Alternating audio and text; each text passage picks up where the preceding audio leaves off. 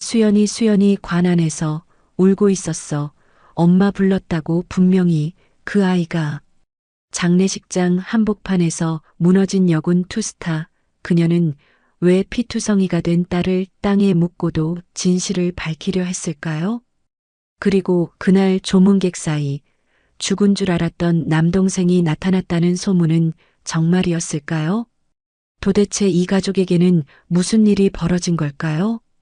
대한민국 최초 여군 투스타의 장례식장에서 펼쳐진 충격적인 재회와 그날 밤 부대를 뒤엎은 이유.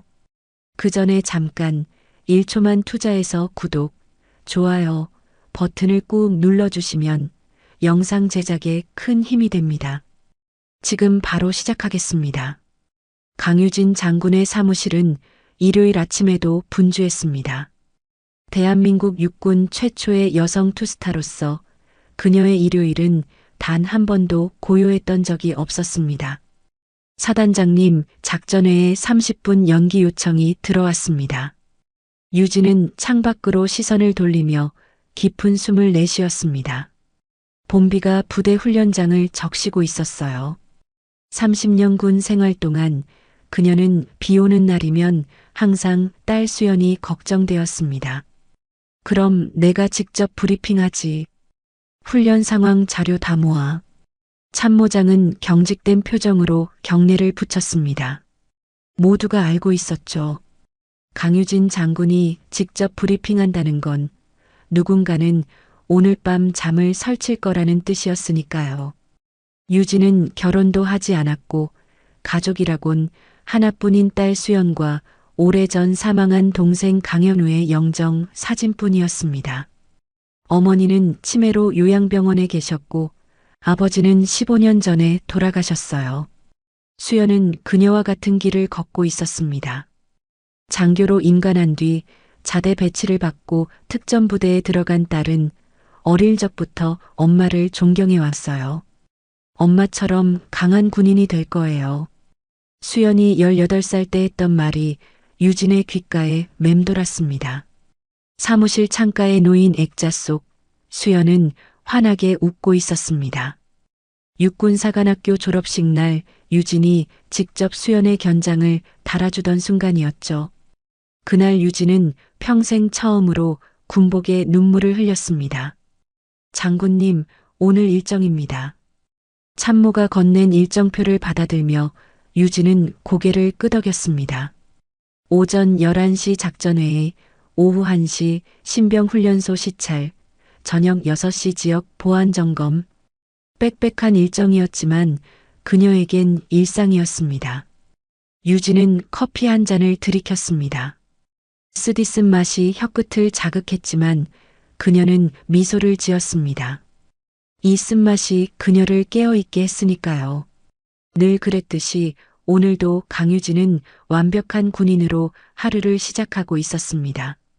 하지만 그날따라 유진의 휴대폰은 이상하게도 수차례 울렸고 점심시간이 막 지났을 무렵 미확인 병원이라는 이름 아래서 그녀의 세상이 느리게 무너지기 시작했습니다. 여보세요, 강유진입니다. 전화 너머로 들려온 목소리는 차갑고 기계적이었습니다. 강유진 사단장님 맞으십니까? 죄송합니다만 따님 강수연 대위가 훈련 중 사고로. 유진의 손에서 커피잔이 떨어졌습니다.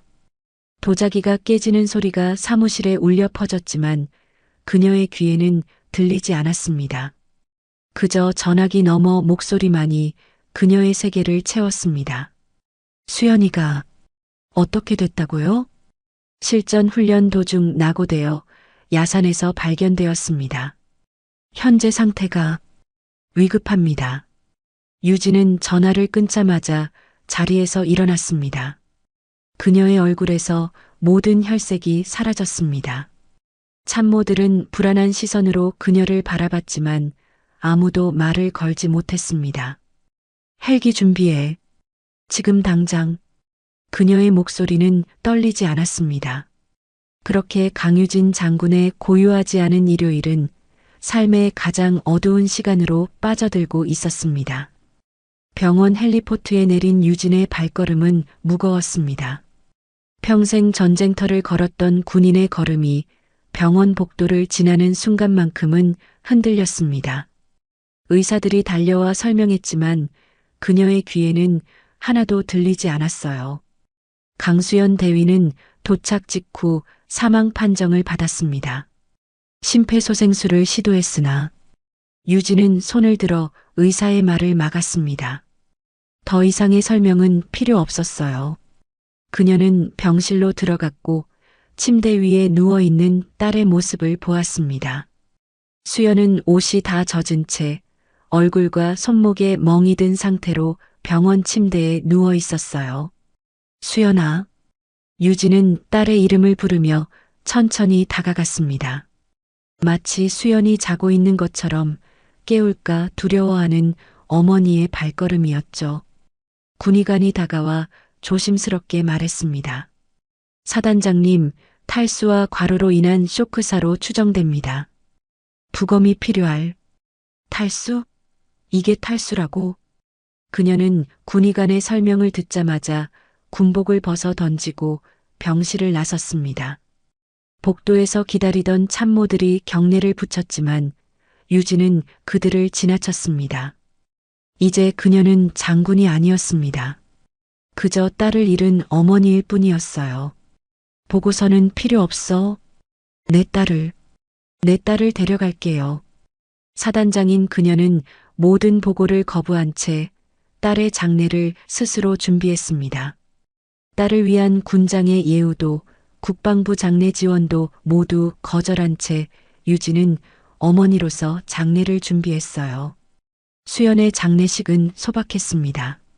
서울 근교의 작은 장례식장, 화려한 꽃장식 대신 수연이 좋아했던 하얀 국화만이 영정 사진을 감쌌습니다. 유진은 민간인 복장으로 갈아입었고 머리에 꽂았던 별을 떼어냈어요. 첫날 유진은 홀로 지켰습니다. 누구의 위로도 받지 않았고 그저 딸의 영정 앞에 앉아 밤을 새웠습니다. 새벽이 되어서야 그녀는 잠시 눈을 감았고 꿈에서 수연을 만났습니다. 엄마, 군인이 되어서 후회해요. 꿈속에서 수연이 말했습니다. 유진은 놀라 깨어났고 장례식장의 차가운 공기가 그녀를 감쌌습니다. 현실이었습니다. 그녀의 딸은 정말로 돌아오지 않을 거예요. 둘째 날 장례식장은 조문객들로 가득 찼습니다.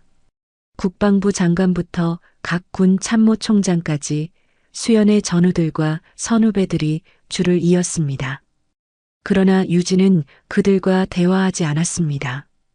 그저 조용히 앉아 고개만 숙여 인사할 뿐이었어요. 사단장님, 힘내십시오. 강 장군님, 삼가 고인의 명복을 빕니다. 모두가 똑같은 말을 했습니다. 유진은 그 말들이 공허하게 느껴졌습니다. 과연 이들 중 누가 정말로 수연을 이해했을까요? 누가 그녀의 딸이 어떤 사람이었는지 알고 있을까요? 셋째 날 오후 수십 명의 장교들과 장병들이 조문을 오던 그날 한 남자가 검은 양복을 입고 꽃다발 하나만 든 채 조용히 들어섰습니다. 그는 다른 조문객들과 달랐습니다. 군인도 아니었고 정치인도 아니었습니다. 그저 평범한 남자였지만 유진의 시선은 그에게 고정되었습니다. 그가 다가올수록 유진의 심장은 빠르게 뛰었습니다. 남자는 유진 앞에 멈춰 섰습니다. 그의 얼굴을 본 순간 유진의 입에서 터진 단어는 단 하나였습니다. 현우야? 장례식장의 공기가 얼어붙었습니다. 누군가 숨을 들이켰고 유진의 옆에 있던 참모가 놀란 표정으로 남자를 바라봤습니다. 강현우. 17년 전 탈영과 동시에 사망 신고된 유진의 남동생이었습니다. 죽은 줄 알았던 남동생이 수연의 장례식장에 나타난 것입니다. 현우는 아무 말도 하지 않고 영정 앞에 꽃을 놓았습니다. 그리고 천천히 고개를 숙여 절을 했습니다. 유진은 그의 모든 움직임을 지켜봤습니다. 마치 유령을 보는 것 같았어요. 현우가 절을 마치고 일어났을 때 그의 눈에는 눈물이 고여 있었습니다. 누나.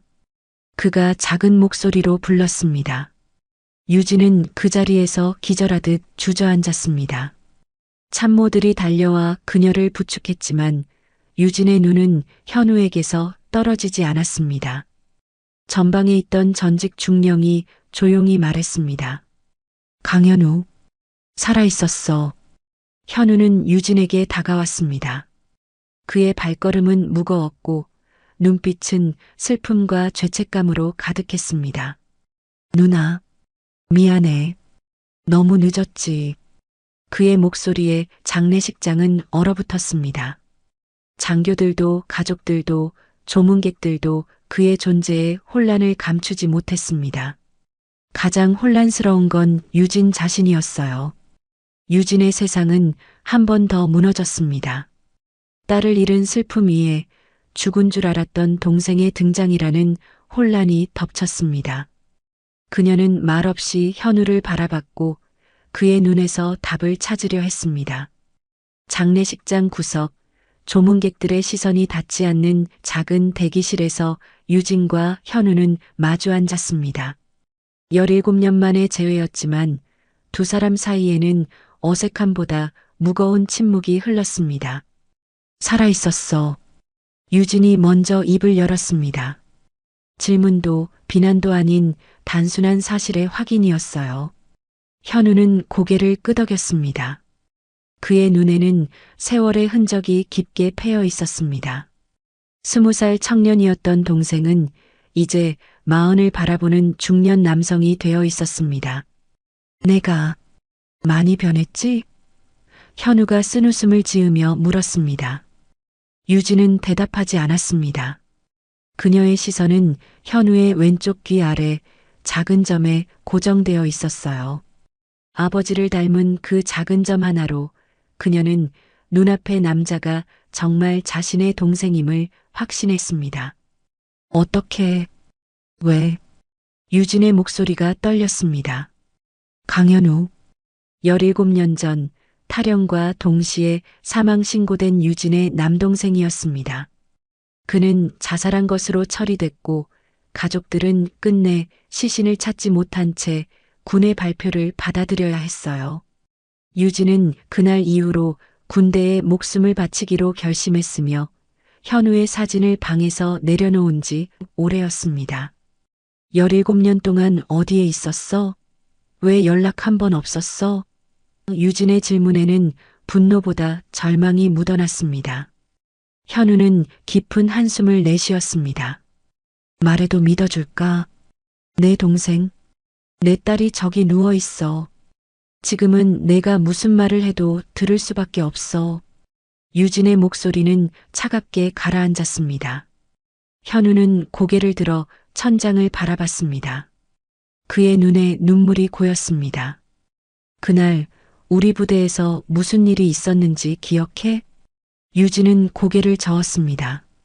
그녀에게 현우의 군 생활은 흐릿한 기억에 불과했습니다. 17년 전 그녀는 이제 막 소령으로 진급한 상태였고 동생의 군 생활에 크게 신경 쓰지 못했어요.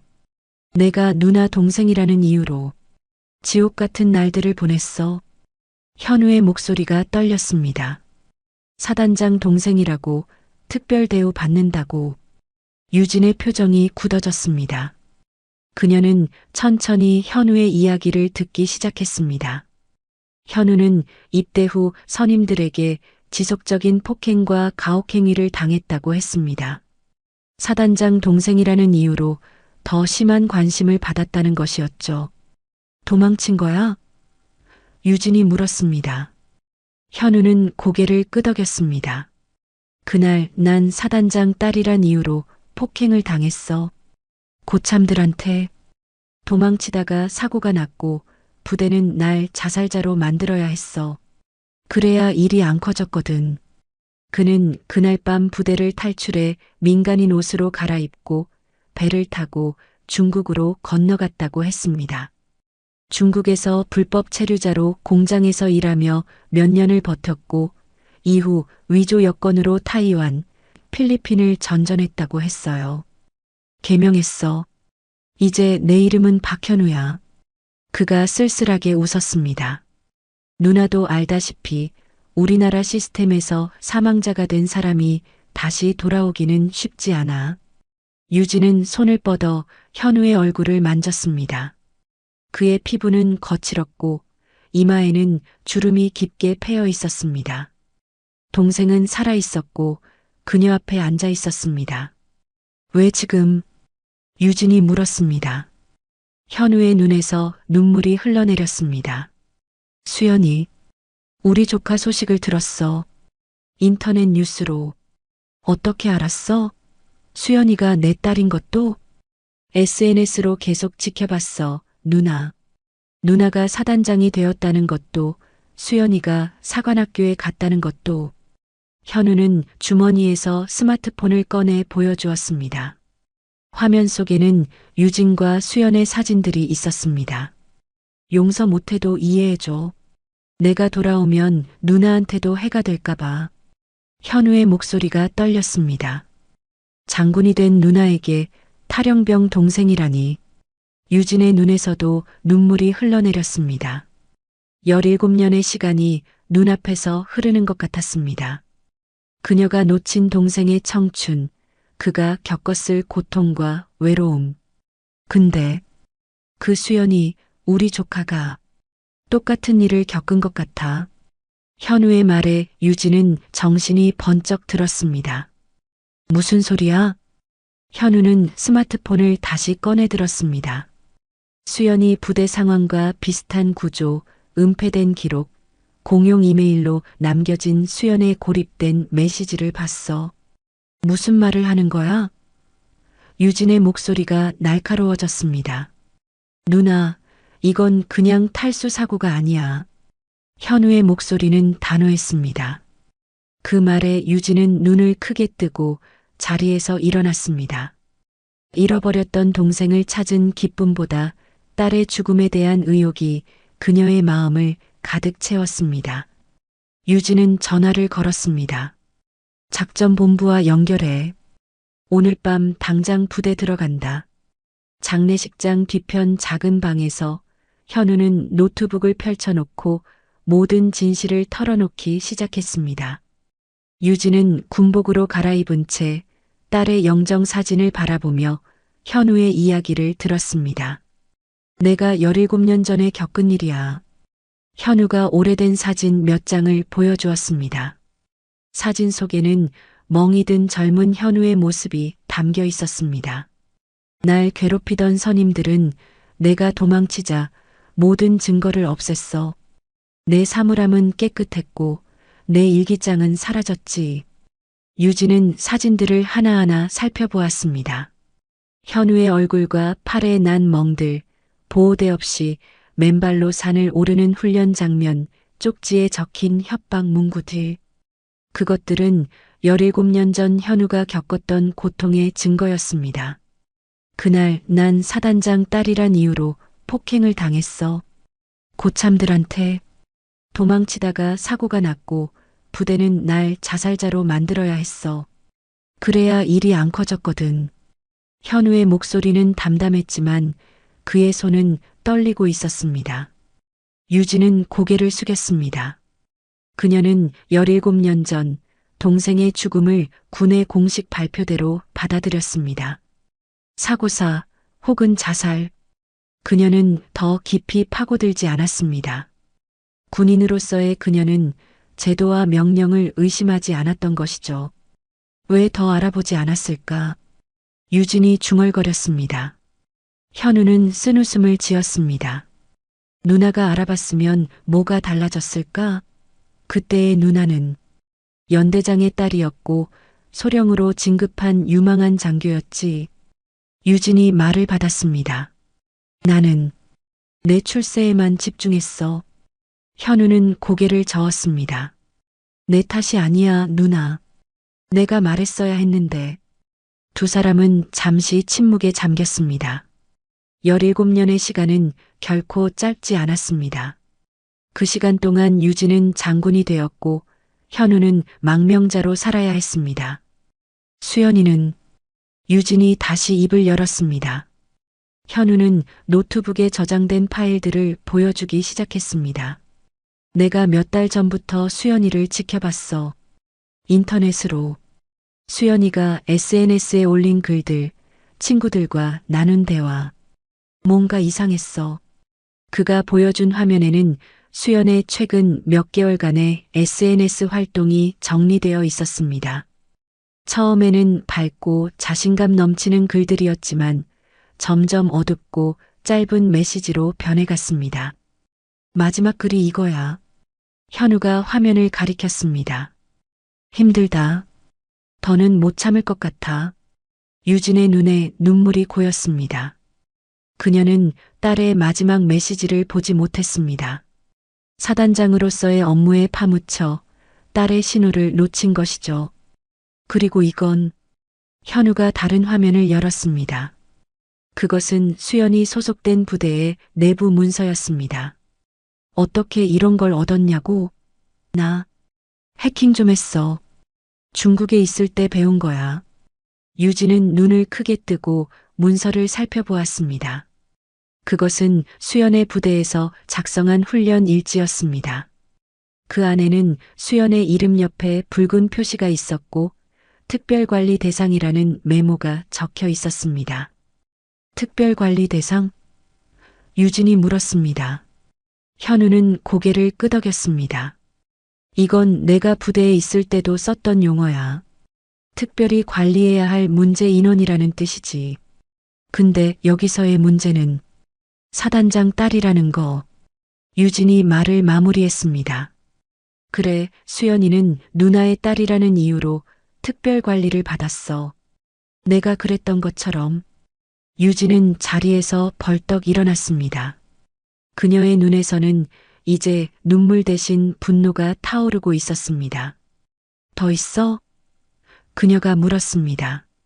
현우는 마지막 파일을 열었습니다. 그것은 수연이 병원에 도착했을 때의 초기 검진 보고서였습니다.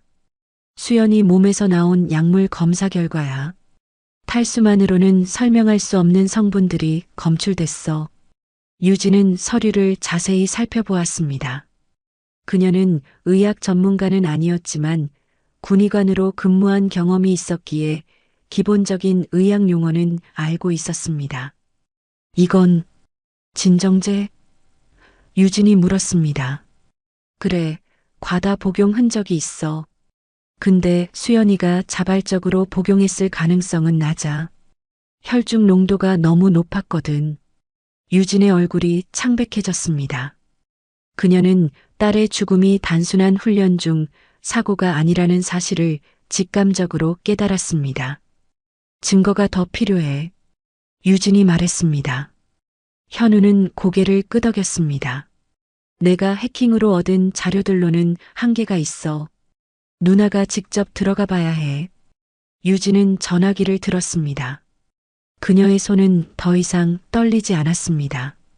특전사령부와 연결해. 작전명 독수리로 지금 즉시 출동해. 누나. 현우가 걱정스럽게 불렀습니다. 유진은 동생을 바라보았습니다. 그녀의 눈에는 더 이상 슬픔이 없었습니다. 오직 단단한 결의만이 빛나고 있었죠. 내 딸의 진실을 밝히겠어. 그리고 내가 겪은 일에 대해서도. 장례식을 닫자마자 유진은 정복을 입었습니다. 강유진 사단장의 모든 권위가 그녀의 어깨 위에 올라앉았고 그녀의 눈빛은 강철처럼 단단해졌습니다. 헬기 준비됐습니까? 유진이 참모에게 물었습니다. 네, 사단장님. 하지만 이 시간에 갑작스러운 이동은 질문한 적 없습니다. 유진의 목소리는 차갑게 가라앉았습니다. 헬기 즉시 이륙합니다. 현우는 그런 누나의 모습을 멀리서 바라보았습니다. 17년 만에 만난 누나는 완전히 다른 사람이 되어 있었습니다. 어린 시절 따뜻하고 다정했던 누나는 사라지고 그 자리에는 어떤 감정도 드러내지 않는 냉철한 군인만이 남아 있었습니다. 나도 같이 가야 해. 현우가 다가와 말했습니다. 유진은 고개를 저었습니다. 넌 여기 있어. 내가 돌아올 때까지. 하지만 내가 가지고 있는 정보가 이미 충분해. 유진이 말을 자르며 현우의 어깨에 손을 얹었습니다. 넌 이미 충분히 위험한 일을 했어. 이제부턴 내 차례야. 현우는 말없이 고개를 끄덕였습니다. 그는 누나의 눈에서 결의를 읽었고 그것은 그 어떤 논쟁으로도 꺾을 수 없다는 것을 알았습니다. 군 헬기를 띄웠고 그날 밤 유진은 직접 딸이 소속됐던 중대에 착륙했습니다. 헬기가 착륙하자 부대 정문에는 당직 장교와 병사들이 서둘러 대기하고 있었습니다. 사단장님, 갑작스러운 방문에 중대장이 경례를 붙이며 말했습니다. 중대장 나와. 유진이 헬기에서 내리며 명령했습니다. 중대장은 당황한 기색이 역력했습니다. 지금 훈련 중이라. 내가 대한민국 육군 투스타다. 내 딸이 너희 부대에서 죽었다. 유진의 목소리는 차갑게 가라앉았지만 그 안에는 불길이 타오르고 있었습니다. 중대장의 얼굴이 창백해졌습니다. 사단장님, 먼저 사무실에서 보고를. 시간 없어. 유진이 대답했습니다. 지금 당장 수연이 생활관으로 안내해. 중대장은 할 수 없이 고개를 끄덕였고 유진은 그를 따라 생활관으로 향했습니다. 생활관 문을 열자 여러 여군들이 벌떡 일어나 경례를 붙였습니다. 모두 밖으로 나가. 유진이 명령했고 여군들은 서둘러 생활관을 빠져나갔습니다. 그녀는 정문을 열고 수연의 병영을 수색하기 시작했습니다. 수연의 침대는 깨끗하게 정돈되어 있었고 개인 물품들은 모두 정리되어 있었습니다. 너무 깨끗했습니다. 마치 누군가 이미 수색을 마친 것처럼. 유진은 침상 매트리스를 들어 올렸습니다. 아무것도 없었습니다. 그녀는 이불을 걷어내고 베개 커버를 벗겼습니다. 여전히 아무것도 없었습니다. 그녀의 눈이 침대 프레임으로 향했습니다. 침상 뒤에서 발견된 작은 수첩, 훈련 영상 기록이 담긴 USB, 그리고 휴가증을 박탈당한 날짜가 적힌 메모까지. 수연은 이미 한 달 전부터 부대 내 따돌림을 받아왔으며 극단적 상황에서 벗어나려는 시도를 했던 것이었습니다. 유진은 천천히 수첩을 펼쳤습니다. 그 안에는 수연의 작은 글씨체로 일기가 적혀 있었습니다. 2월 19일. 오늘도 혼자 야간 훈련. 다른 애들은 다 쉬는데 나만 산으로 보냈다. 정말 그만두고 싶다. 3월 2일. 선임이 내 장비를 숨겼다. 훈련에 늦었다는 이유로 이번 주말 외출 취소. 엄마한테 전화할 수 없다. 3월 17일. 오늘 누군가 내 생수통에 뭔가를 탔다. 마시고 나서 어지러워서 훈련 중 쓰러졌다. 보고했지만 누구도 믿지 않는다. 유진의 손이 떨렸습니다. 딸이 이런 고통을 겪고 있는 동안 그녀는 무엇을 하고 있었을까요? 사단장으로서 회의를 주재하고 훈련을 감독하고 보고서를 검토하고 그러나 정작 자신의 딸이 보내는 신호는 놓치고 있었습니다. 그 와중에 유진은 수연의 침대 밑에서 접힌 편지를 발견합니다. 그녀는 천천히 편지를 펼쳤고 그 안에 적힌 수연의 마지막 말을 읽었습니다. 엄마, 정말 군인이 뭐길래. 난 포기하고 싶어요. 그녀는 눈물 대신 이를 깨물었습니다. 지금은 울 시간이 아니었습니다. 그녀는 딸의 진실을 밝혀야 했고 그 책임을 물어야 했습니다. 중대장? 유진이 외쳤고 문 밖에서 기다리던 중대장이 서둘러 들어왔습니다. 네, 사단장님. 내 딸의 소지품은 어디 있지? 유진이 물었습니다. 중대장은 망설였습니다. 규정에 따라 유가족에게 전달될 예정입니다. 현재는 보관실에. 지금 당장 가져와. 유진의 목소리는 단호했고 중대장은 할 수 없이 고개를 끄덕였습니다. 잠시 후 중대장은 상자 하나를 들고 돌아왔습니다. 그 안에는 수연의 개인 물품들이 담겨 있었습니다. 스마트폰, 태블릿, 손목시계, 지갑, 그리고 몇 권의 책들. 유진은 스마트폰을 집어들었습니다. 비밀번호는? 그건 개인정보라. 중대장이 망설였습니다. 유진은 차갑게 웃었습니다. 내가 그녀의 어머니야. 그리고 지금은 사단장이 아닌 한 명의 어머니로서 물어보는 거야. 중대장은 고개를 숙였습니다. 생년월일이라고 들었습니다. 유진은 스마트폰을 켜고 수연의 생년월일을 입력했습니다.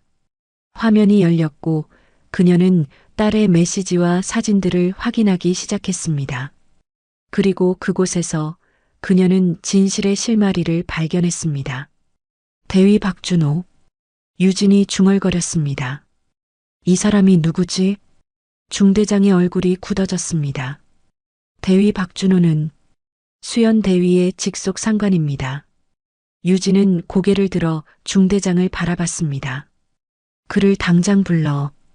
대위 박준호가 도착하는 동안 유진은 수연의 스마트폰을 면밀히 살펴보았습니다. 메시지, 사진, 통화 기록까지. 그녀는 딸의 디지털 흔적을 통해 수연의 마지막 날들을 재구성하고 있었습니다. 들어와도 됩니까, 사단장님? 문 밖에서 목소리가 들렸습니다. 유진은 고개를 들었습니다. 들어오세요, 대위. 박준호 대위는 단정한 군복 차림으로 들어와 경례를 붙였습니다. 30 초반의 남자였고 눈빛이 날카로웠습니다. 그의 표정에서는 어떤 감정도 읽을 수 없었습니다. 대위 박준호, 보고하겠습니다. 유진은 천천히 자리에서 일어났습니다. 격식은 필요 없어요. 그냥 이야기합시다. 박준호의 표정이 잠시 흔들렸지만 곧 원래대로 돌아왔습니다. 네, 사단장님. 내 딸과 마지막으로 대화한 것이 언제였죠? 유진이 물었습니다. 박준호는 잠시 생각에 잠겼습니다. 사고 전날 저녁 점호 때였습니다. 별다른 이상은 없었습니다. 유진은 스마트폰을 들어 보였습니다. 그런데 여기 메시지를 보면 사고 당일 새벽 2시에 수연이가 당신에게 도움을 요청하는 메시지를 보냈더군요. 박준호의 얼굴이 창백해졌습니다. 그건 읽어볼까요? 유진이 천천히 메시지를 읽기 시작했습니다. 대위님, 도와주세요. 선임들이 또 찾아왔어요. 지금 숙소 밖에서 기다리고 있어요. 무서워요. 이 메시지에 대위님은 어떻게 대응하셨나요? 박준호는 침을 삼켰습니다. 전 그 시간에 자고 있었습니다. 메시지를 보지 못했습니다. 정말요? 유진의 목소리는 차가웠습니다. 당신의 답장은 지금 바쁨. 내일 얘기하자. 였는데요. 방 안의 공기가 얼어붙었습니다. 중대장이 불안한 눈빛으로 두 사람을 번갈아 바라보았습니다.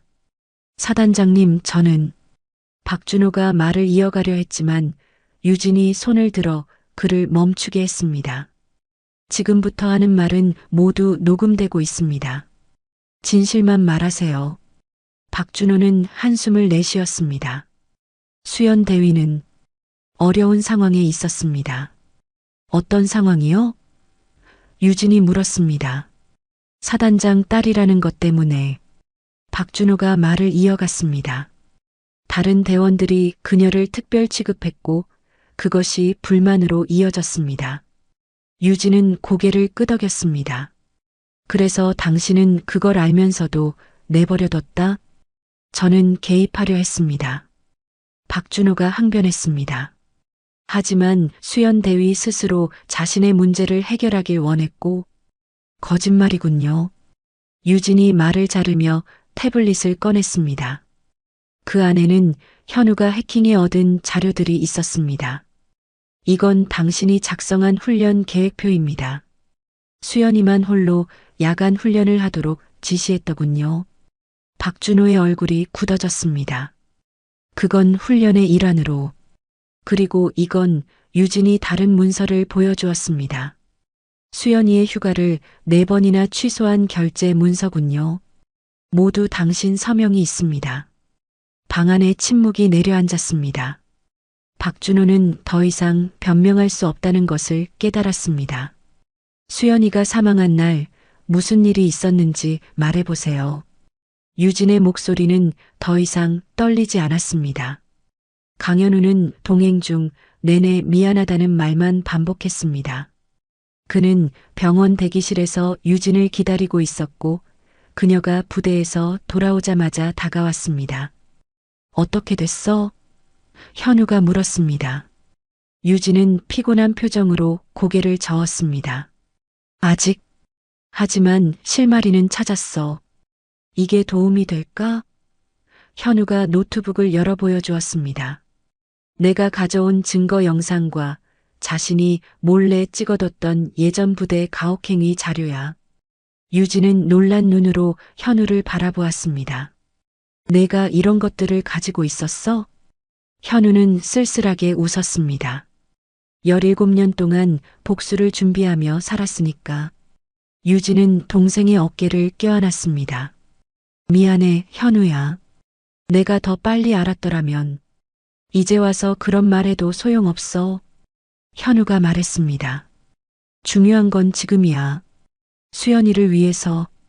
유진은 고개를 끄덕였고 둘은 함께 영상을 살펴보기 시작했습니다. 그 안에는 17년 전 현우가 경험했던 가혹행위의 증거들이 담겨 있었습니다. 그리고 놀랍게도 그 영상 속 가해자 중 한 명은 현재 수연의 부대에서 지휘관으로 일하고 있었습니다. 이건 유진이 놀라움을 감추지 못했습니다. 그래, 연결고리야. 현우가 말했습니다. 17년 전 나를 괴롭히던 사람들이 지금은 수연이를 괴롭혔어. 유진은 국방부 조사를 요청했고 직접 군검찰과 면담을 진행하며 부대 폐쇄 수준의 감사를 요청했습니다. 그녀의 요청은 사단장이라는 직위와 동시에 희생자의 어머니라는 이중적 지위로 인해 신속하게 받아들여졌습니다. 수연이 살릴 수는 없어. 하지만 또 다른 수연이 생기게 하진 않겠어. 그녀는 그렇게 말하며 군내보고 시스템과 심리 상담 체계를 새로 정비했습니다. 현우는 조용히 누나 곁을 지켰습니다. 그는 더 이상 도망치는 탈영병이 아니었습니다. 이제 그는 진실을 밝히는 증인이었고 누나를 지지하는 동생이었습니다. 17년의 침묵이 조금씩 풀리고 있었습니다. 이제 어떻게 할 거야? 현우가 물었습니다. 유진은 창밖을 바라보았습니다. 서울의 밤하늘에는 별이 보이지 않았지만 그녀의 마음속에는 이제 목표가 분명했습니다. 끝까지 갈 거야. 유진이 말했습니다. 내 딸이 겪은 일, 내가 겪은 일, 모든 진실을 세상에 알릴 거야. 현우는 고개를 끄덕였습니다. 그럼 내가 도울게. 둘은 서로를 바라보았습니다. 17년 동안 끊어졌던 형제의 유대가 다시 이어졌고 그들은 이제 공통의 목표를 향해 함께 나아가고 있었습니다. 국방부 브리핑룸은 기자들로 가득 찼습니다. 수연의 죽음이 단순 사고가 아니라는 소문이 퍼지자 모든 언론사가 취재진을 보냈습니다. 카메라 플래시가 끊임없이 터지는 가운데 국방부 대변인이 단상에 올랐습니다. 오늘 육군 특별조사단의 조사 결과를 발표하겠습니다. 유진과 현우는 뒷자리에 앉아 브리핑을 지켜보고 있었습니다. 유진은 더 이상 군복을 입지 않았습니다. 그녀는 검은색 정장 차림으로 한 명의 어머니로서 이 자리에 참석했습니다. 강수연 대위의 사망 원인이 전신 쇼크로 인한 사망으로 정정되었음을 알려드립니다. 대변인이 발표했습니다. 초기 탈수로 인한 사망이라는 판단은 오류였으며 부검 결과 대위의 체내에서 고농도의 진정제가 발견되었습니다. 기자들 사이에서 술렁임이 일었습니다. 카메라 플래시가 더욱 빠르게 터졌고 질문이 쏟아지기 시작했습니다. 진정제는 어떻게 투여된 건가요? 가해자는 누구입니까? 군 지휘부의 책임은 없습니까? 대변인은 차분하게 질문들을 받아내며 답변을 이어갔습니다. 내부 고발자에 의해 가해자 3명이 특정되었으며 이들은 현재 구속 상태로 군형법상 징역형을 선고받게 될 예정입니다. 유진은 두 손을 꽉 쥐었습니다. 내부 고발자라는 말에 그녀는 옆자리의 현우를 바라보았습니다. 현우는 조용히 고개를 끄덕였습니다. 그의 제보가 있었기에 이 모든 진실이 밝혀질 수 있었습니다. 추가로 대변인이 계속해서 말했습니다. 이번 사건을 계기로 군 내 가혹행위 근절을 위한 특별 대책을 마련하겠습니다. 신고 시스템 강화, 심리 상담 체계 개선, 그리고 지휘관 책임제 도입 등이 포함됩니다. 브리핑이 끝나고 기자들이 유진에게 달려왔습니다. 강 장군님, 한 말씀만 부탁드립니다. 유진은 자리에서 천천히 일어났습니다. 그녀의 눈에는 더 이상 눈물이 없었습니다. 오직 단단한 결의만이 남아 있었습니다. 장례 이후 두 번째로 유진은 흰 제복을 입었습니다. 국방부 특별 담화를 위해 준비한 옷이었습니다. 그녀는 모든 계급장을 떼어낸 흰 제복으로 카메라 앞에 섰습니다. 딸이 겪은 일이 그냥 단순한 사고가 아니라는 걸 세상이 알아야 해요. 그녀의 인터뷰는 전국으로 퍼졌고 국회에서도 군내 괴롭힘 방지법이 재조명되기 시작했습니다. 17년 전 제 동생도 같은 일을 겪었습니다. 유진이 말했습니다. 그때 저는 몰랐고 알려고 하지도 않았습니다. 그 결과 동생은 죽은 것으로 처리되었고 17년이 지난 지금 제 딸도 같은 희생양이 되었습니다. 기자들은 놀라움을 감추지 못했습니다. 아무도 강유진 장군에게 동생이 있었다는 사실을 알지 못했기 때문입니다. 제 동생은 살아있습니다. 유진이 현우를 가리켰습니다. 그리고 그는 진실을 밝히기 위해 돌아왔습니다. 현우는 조용히 자리에서 일어나 누나 옆에 섰습니다. 그의 얼굴에는 이제 두려움이 없었습니다. 17년 동안 숨어 지내던 그가 이제는 당당히 자신의 이름을 밝히고 있었습니다. 저는 강현우입니다. 17년 전 군대에서 가혹행위를 견디다 못해 탈영한 병사입니다. 군은 저를 자살자로 처리했고 저는 죽은 사람이 되어 살아야 했습니다. 기자들의 질문이 쏟아졌지만 유진과 현우는 더 이상 대답하지 않았습니다. 그들은 나란히 걸어 기자회견장을 빠져나왔습니다. 괜찮아? 유진이 물었습니다. 현우는 고개를 끄덕였습니다. 이제야 숨을 쉴 수 있을 것 같아. 그들의 이야기는 뉴스의 헤드라인이 되었고 사회적 파장을 일으켰습니다. 군 내 가혹행위에 대한 논의가 본격화되었고 국회에서는 관련 법안이 발의되었습니다. 수연의 죽음은 이제 하나의 상징이 되어 더 나은 변화를 이끌어내고 있었습니다. 그리고 그날 밤 유진은 조용히 현우의 방문을 열었습니다. 현우는 창가에 서서 서울의 밤하늘을 바라보고 있었습니다. 들어가도 될까? 유진이 물었습니다. 현우는 고개를 돌려 누나를 바라보았습니다. 그의 눈에는 더 이상 원망이 없었습니다. 그저 오랜 시간 동안 쌓인 피로와 이제야 찾아온 평화만이 깃들어 있었습니다. 현우야, 돌아와줘서 고맙다. 유진이 말했습니다. 이제 내 목도 살게. 누나 미안했어. 현우가 대답했습니다. 둘은 서로를 껴안았습니다. 17년의 어둠은 그렇게 무너졌습니다. 그들은 이제 잃어버린 시간을 회복할 수 없다는 것을 알았지만 남은 시간을 함께 할 수 있다는 사실만으로도 충분했습니다. 엄마한테 가봐야 해. 유진이 말했습니다. 현우의 눈이 커졌습니다. 엄마, 아직 살아계셔? 치매로 요양병원에 계셔. 날 알아보지 못하실 거야. 유진이 슬픈 미소를 지었습니다. 하지만 어쩌면 널 기억하실지도 몰라. 현우는 망설였습니다. 난 준비가 안 됐어. 유진은 동생의 손을 꼭 잡았습니다. 함께 가자. 이제 우리는 혼자가 아니야. 그들은 나란히 걸었습니다. 사단장과 탈영병, 누나와 동생. 이제 그들은 그저 한 가족일 뿐이었습니다. 6달이 지났습니다. 가을의 마지막 잎새가 떨어지는 날, 유진은 국방부 청사 앞에 섰습니다. 오늘은 그녀가 사단장직을 공식적으로 내려놓는 날이었습니다.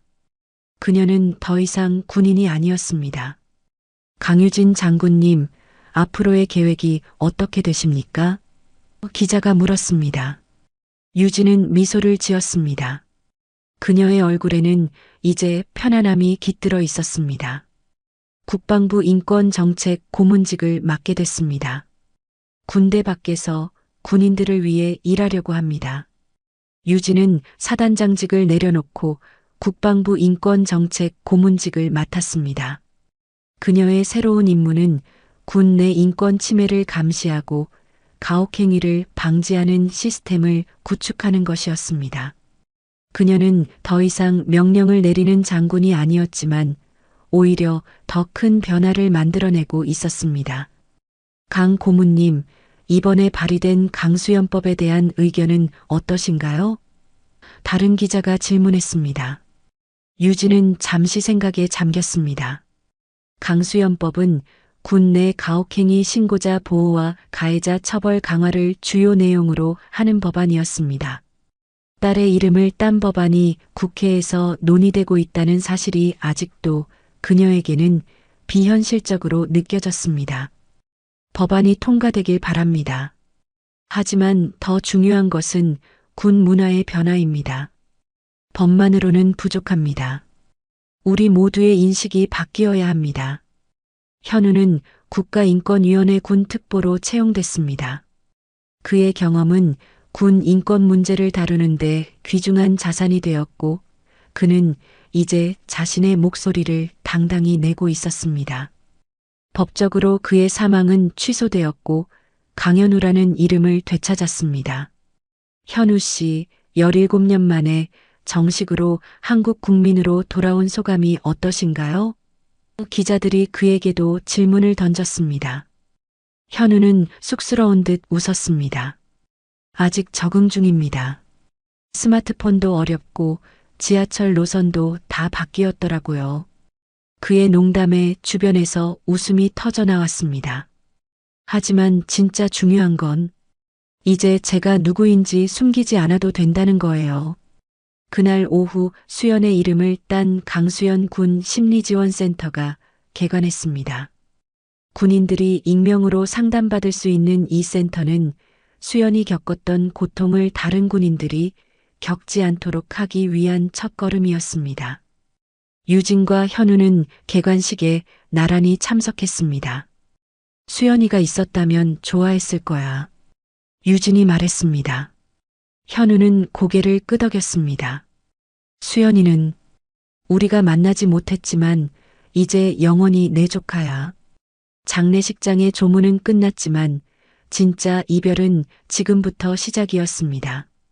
유진은 매일 아침 수연의 사진에 인사하고 매일 밤 그녀에게 오늘 있었던 일을 이야기했습니다. 그것은 슬픔이 아닌 사랑의 표현이었습니다. 개관식을 마친 후 유진과 현우는 요양병원으로 향했습니다. 6달 동안 그들은 매주 어머니를 찾아갔습니다.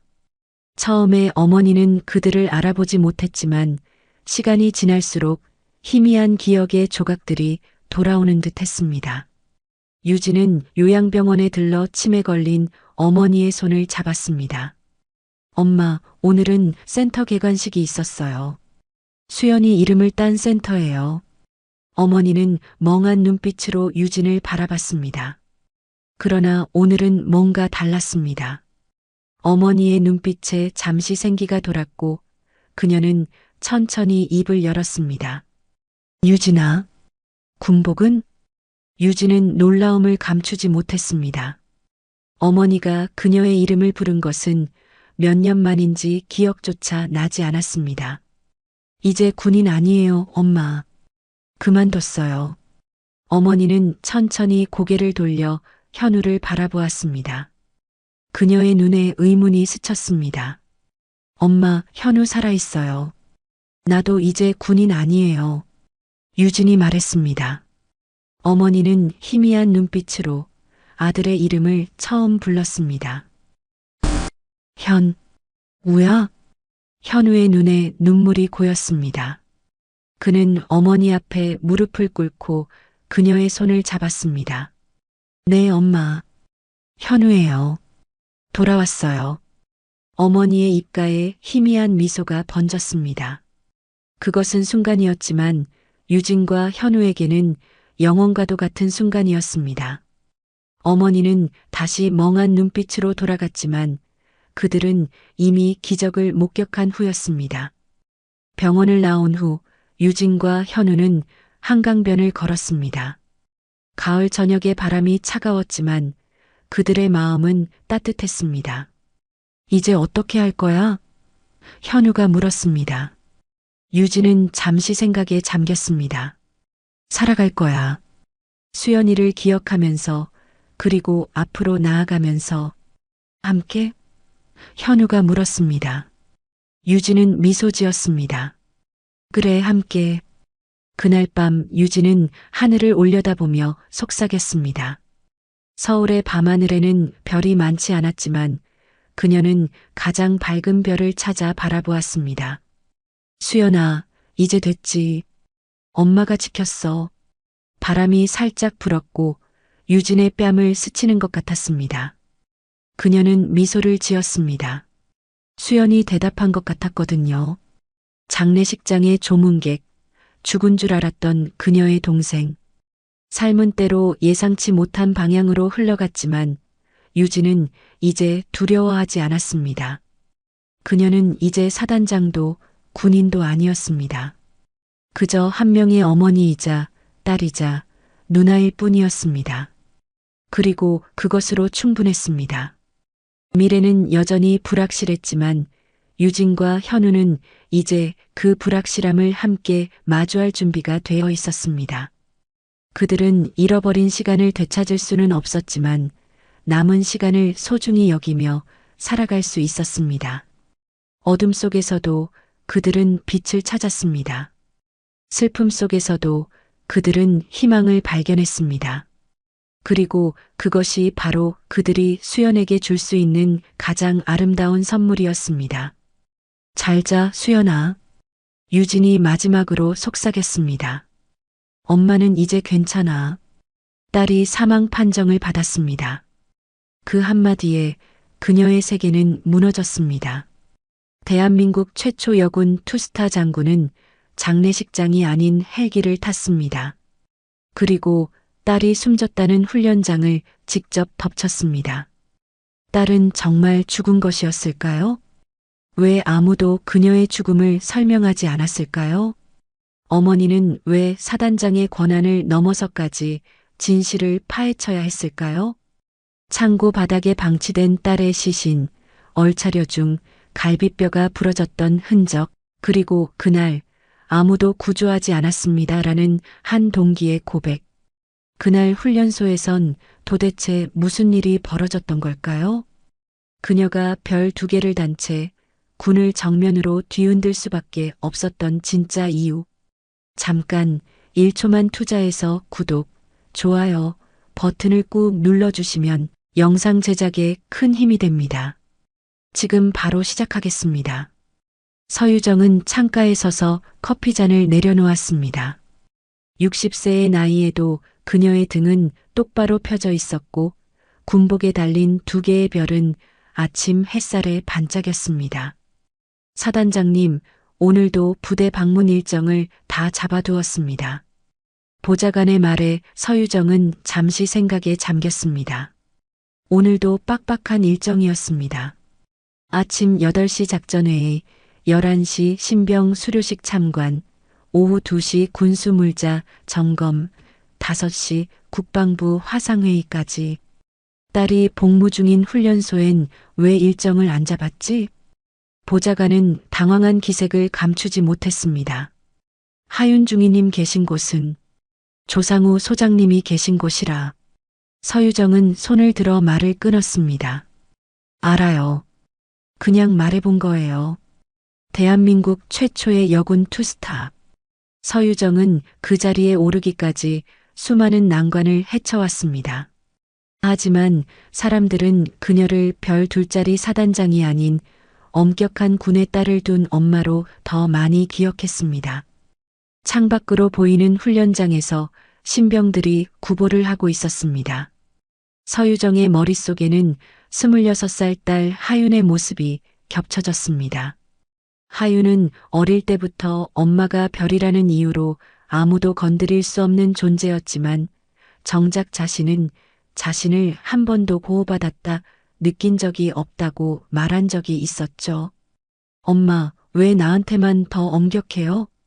18살 하윤이 물었던 질문이 귓가에 맴돌았습니다. 딸이 복무 중이라고 봐주면 그게 진짜 군대냐? 유정은 철저했고 냉정했고 때론 딸에게조차 잔혹했습니다.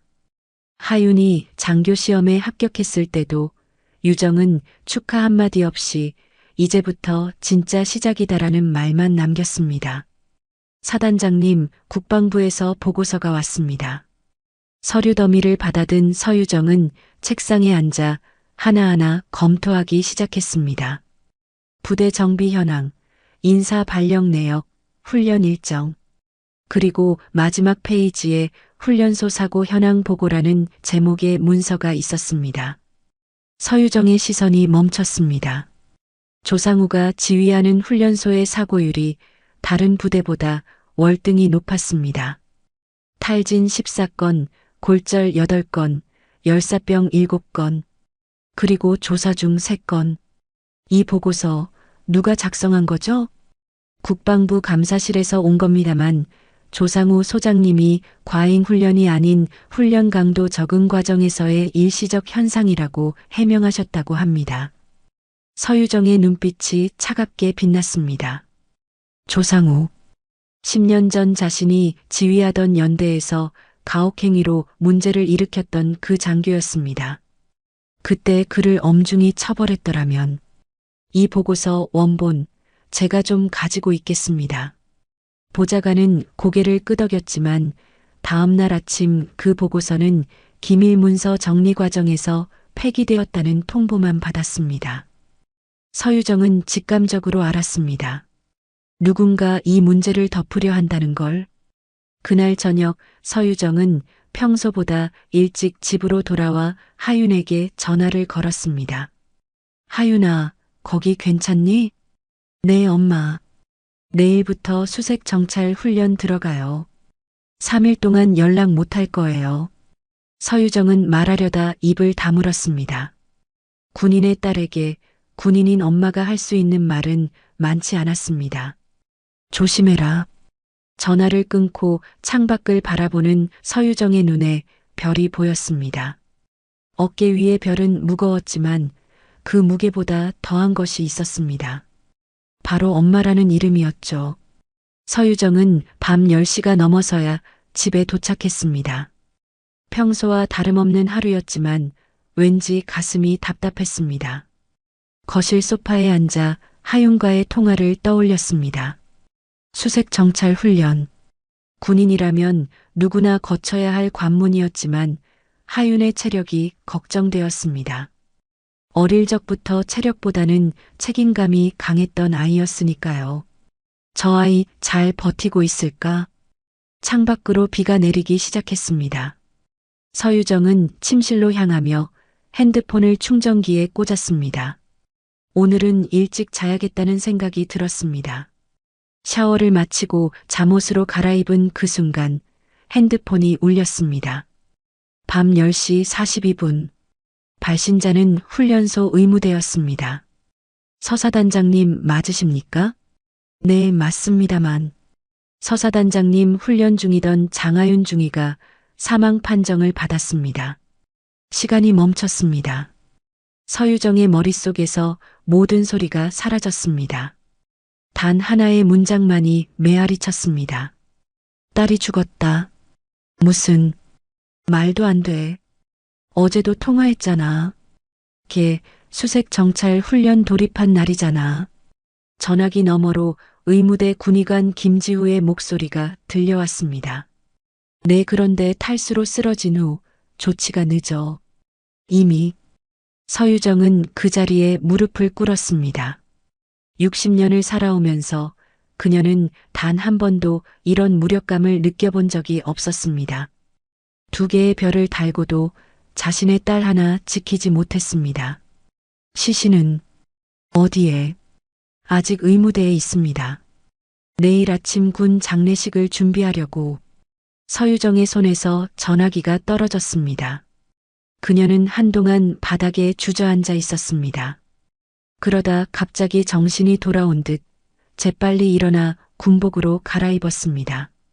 손은 떨렸지만 눈빛은 차갑게 빛났습니다. 참모들 전원 소집하라고 해.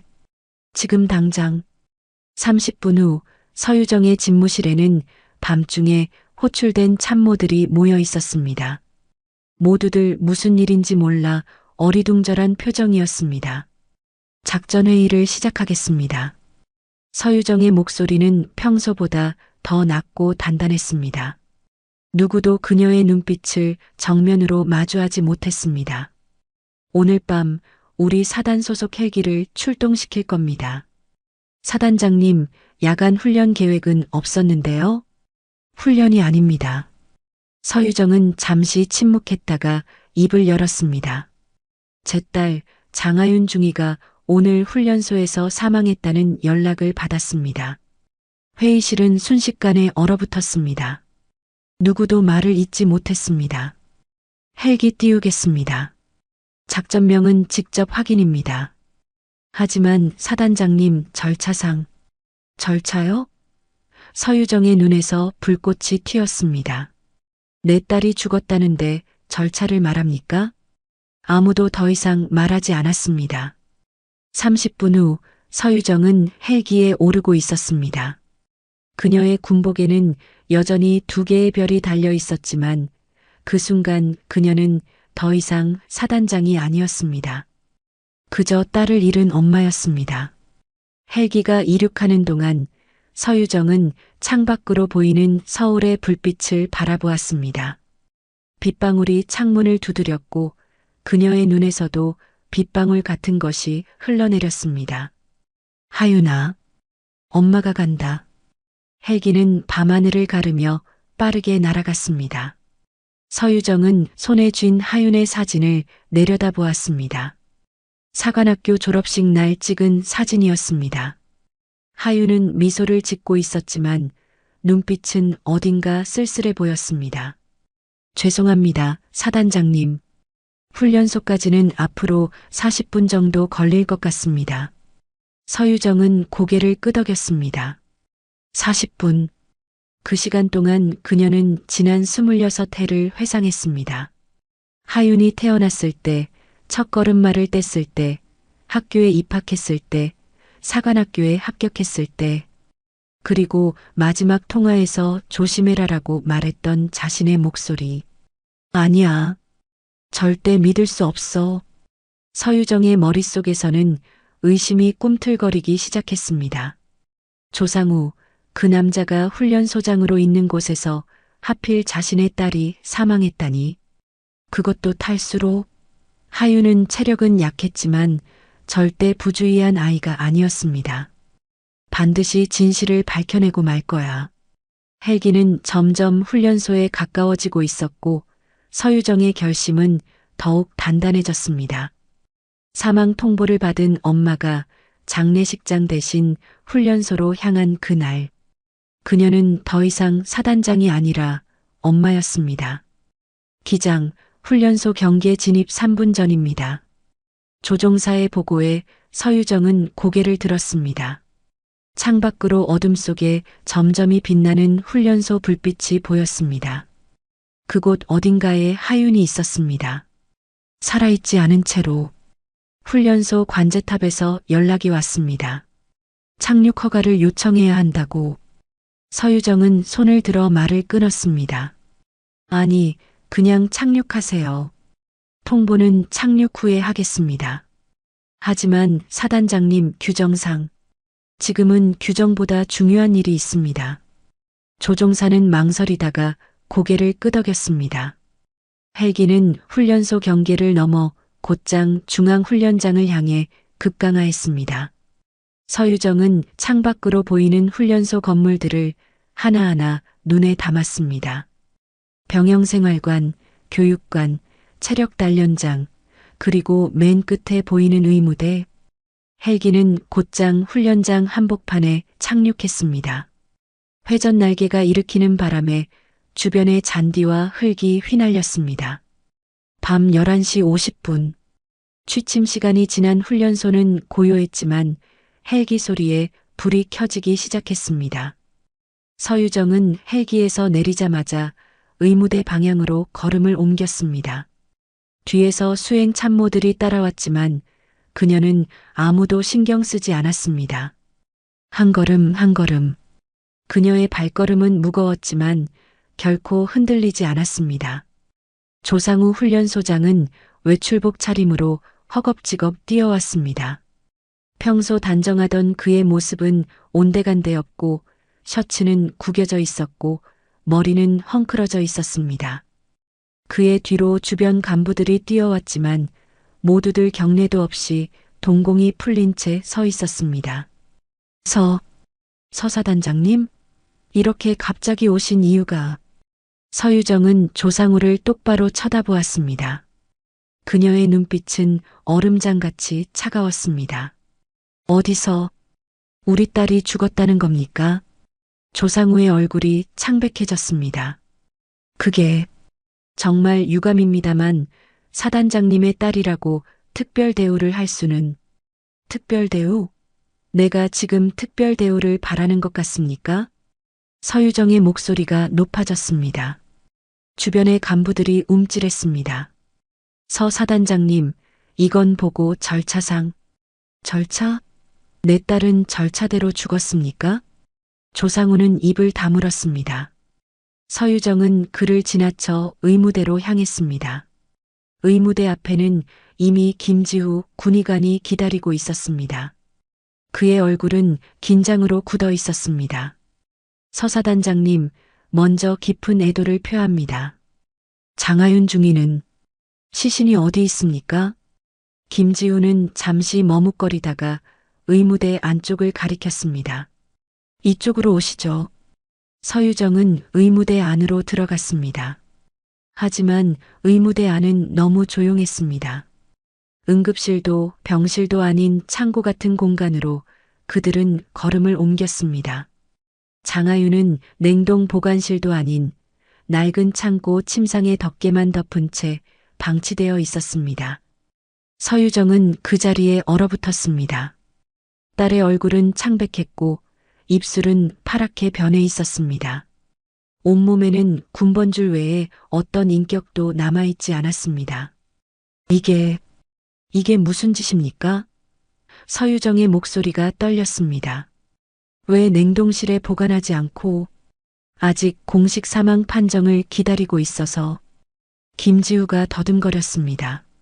서유정은 천천히 하윤에게 다가갔습니다. 딸의 얼굴을 보는 순간 그녀의 눈에서 눈물이 흘러내렸습니다. 손으로 하윤의 볼을 쓰다듬었습니다. 차갑고 딱딱했습니다. 하윤아. 갑자기 서유정은 이상한 점을 발견했습니다. 하윤의 팔과 목에는 멍 자국이 있었고 얼굴에는 긁힌 자국이 있었습니다. 이 상처들은 뭡니까? 김지우는 눈을 피했습니다. 훈련 중에 생긴 상처로 추정됩니다. 수색 정찰 훈련은 험한 지형에서 탈수로 쓰러졌다면서요? 이건 분명 외상입니다. 서유정은 하윤의 군복을 살펴보기 시작했습니다. 군복은 진흙과 땀으로 범벅이 되어 있었고 여기저기 찢어져 있었습니다. 마치 누군가와 격렬하게 몸싸움을 한 것 같았습니다. 정확히 무슨 일이 있었는지 알고 싶습니다. 지금 당장. 조상우가 한 발짝 앞으로 나섰습니다. 탈수와 과로로 쓰러진 것입니다. 의무대로 후송했지만 이미 심정지 상태였고, 거짓말. 서유정은 하윤의 군복 주머니에서 작은 수첩을 발견했습니다. 꺼내 펼쳐보니 마지막 페이지에는 흐릿한 글씨로 도와주세요라고 적혀 있었습니다. 서유정은 침묵하다 조용히 말합니다. 이건 단순 사고가 아니군요. 누가 죽였는지 내가 파헤치겠습니다. 그녀는 하윤의 이마에 입맞춤을 하고 천천히 일어섰습니다. 그리고 조상우와 김지우를 번갈아 바라보았습니다. 지금부터 이 훈련소는 제 지휘하에 들어갑니다. 모든 인원 외출 금지, 모든 문서 보존, 모든 CCTV 확보. 누구도 이 사건에 관련된 증거를 훼손하면 군법회의에 회부하겠습니다. 밖에서는 여전히 비가 내리고 있었습니다. 서유정은 창밖을 바라보며 속으로 다짐했습니다. 하윤아, 엄마가 진실을 밝혀낼게. 절대로 포기하지 않을게. 아침이 밝았지만 훈련소에는 여전히 어둠이 내려앉아 있는 듯 했습니다. 서유정은 밤새 한숨도 자지 않고 의무대 옆 사무실을 임시 작전실로 꾸려 조사를 시작했습니다. 그녀의 눈은 충혈되어 있었지만 정신은 그 어느 때보다 또렷했습니다. 당신들 훈련 기록 다 제출하세요. CCTV, 교관 노트, 의료 대기 시간, 전부. 서유정의 명령에 훈련소 간부들은 분주히 움직였습니다. 아무도 사단장의 지시를 거역할 수 없었습니다. 특히 그녀가 엄마의 얼굴로 명령할 때는 더욱 그랬습니다. 서사단장님, 조상우 소장이 작전실 문을 두드렸습니다.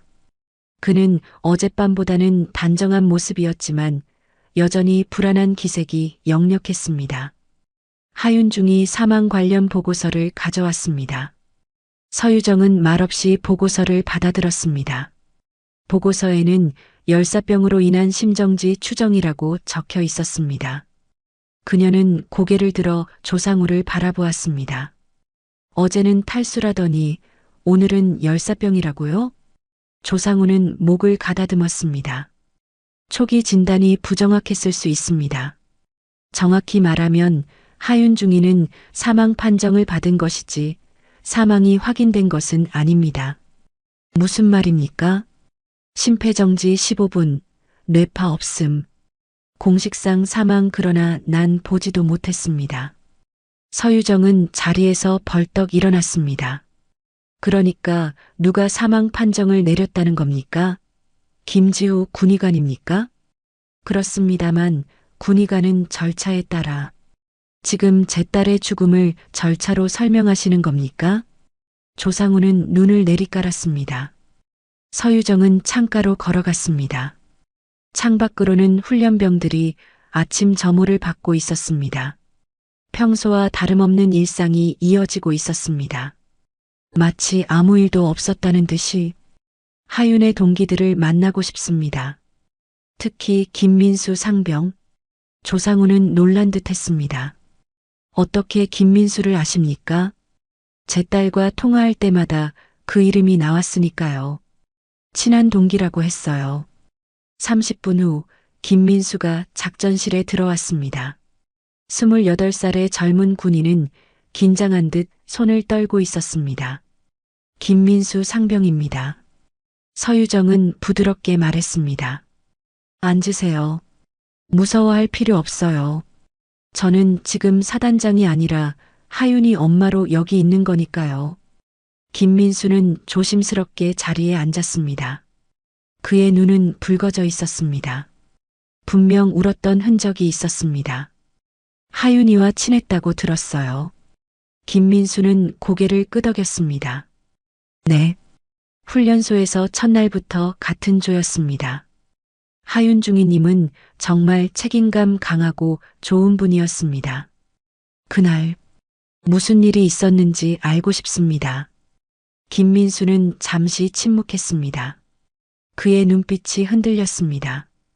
공식 보고대로입니다. 수색 정찰 훈련 중에 민수 씨, 서유정의 목소리가 낮아졌습니다. 제발 진실을 말해주세요. 하윤이를 위해서. 김민수의 눈에 눈물이 고였습니다. 그는 주변을 살폈습니다. 마치 누가 엿듣고 있지 않은지 확인하는 듯 했습니다. 실은 그날 뭔가 이상했어요. 하윤중이 쓰러졌을 때 대기 시간이 40분이었어요. 의무대에선 기다리라 했고 서유정의 심장이 빠르게 뛰기 시작했습니다. 40분이라고요? 왜 그렇게 오래? 교관님이 하윤중이가 연기하는 거라고 했어요. 체력 테스트를 피하려는 꾀병이라고. 서유정은 손으로 탁자를 내리쳤습니다.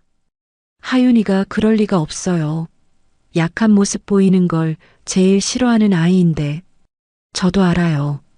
그래서 계속 의무대 호출을 요청했는데 교관님이 허락하지 않았어요. 나중에 하윤중이의 상태가 심각해지니까 그제서야. 김민수의 증언은 서서히 진실을 드러내기 시작했습니다.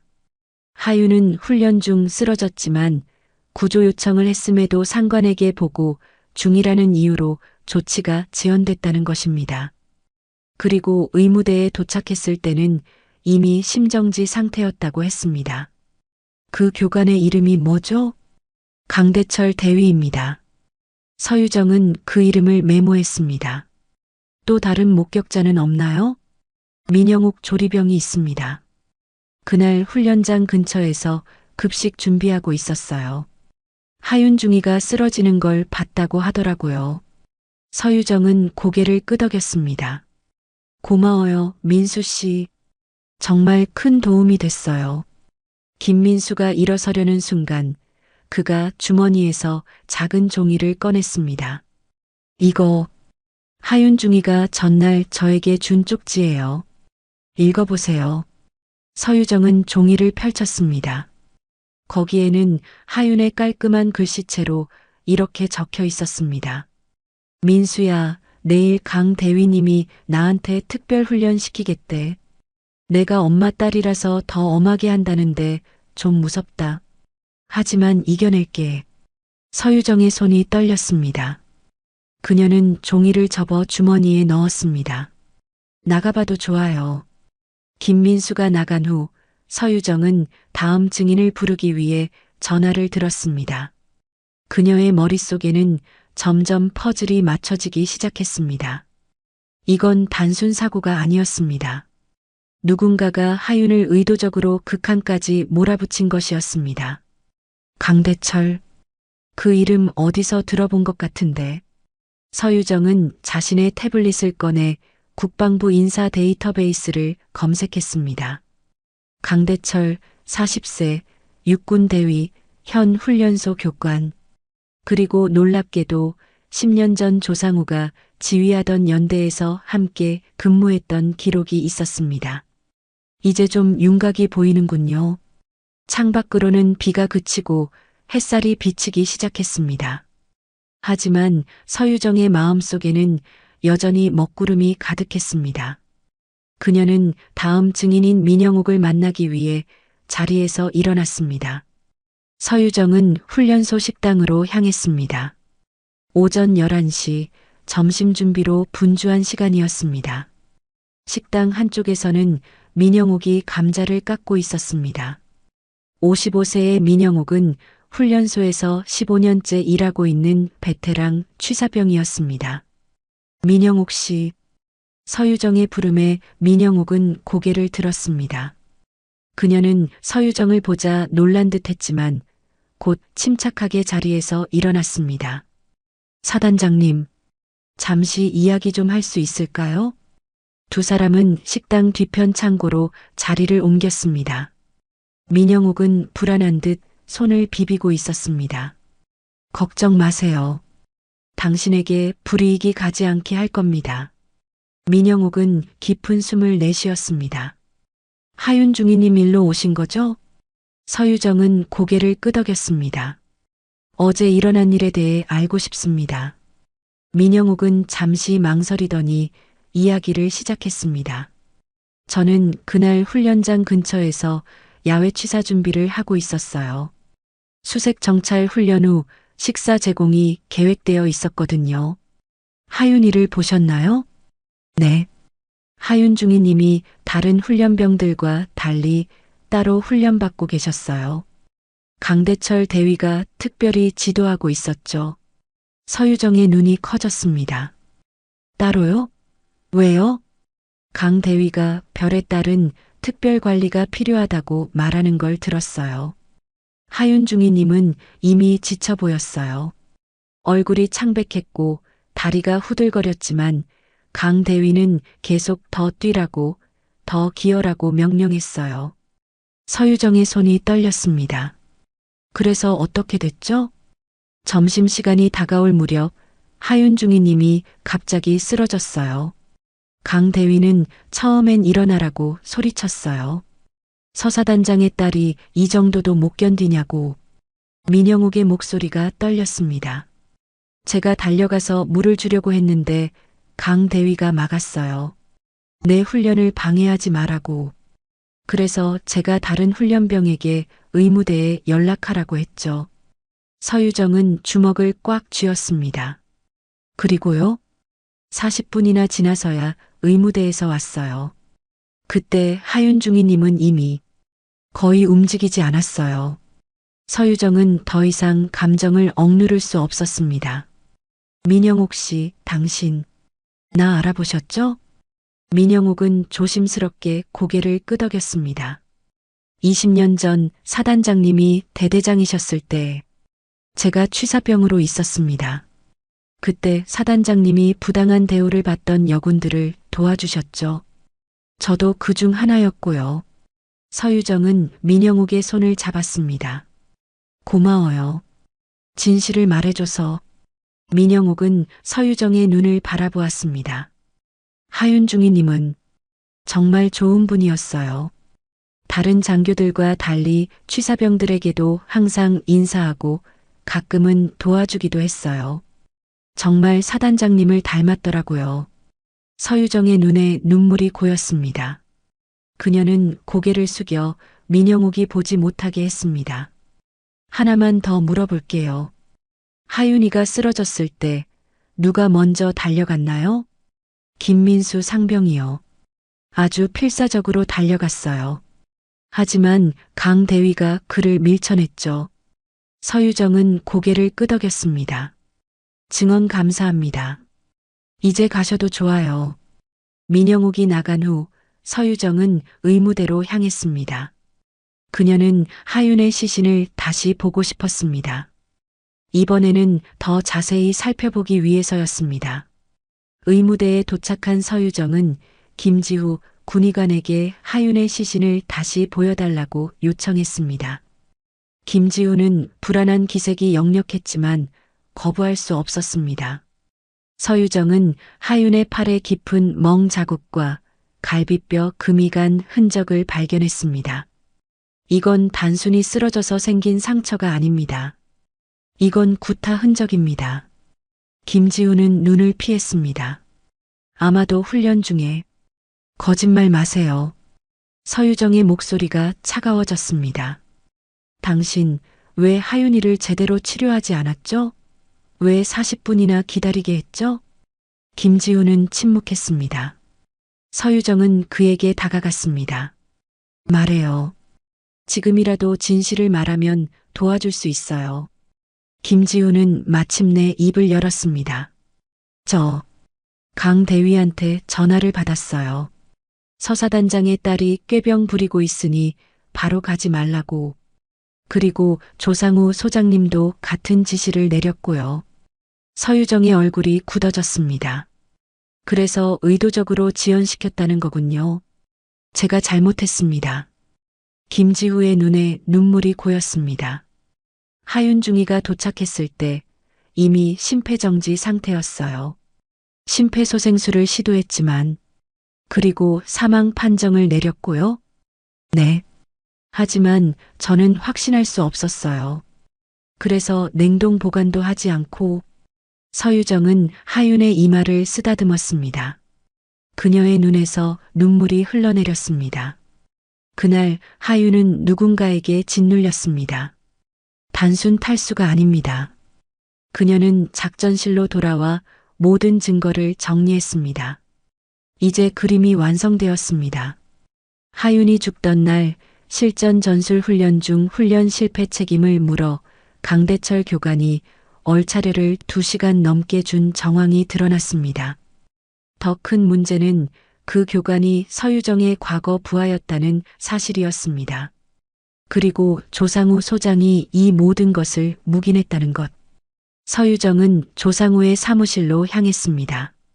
조상우는 책상 앞에 앉아 서류를 보고 있었습니다.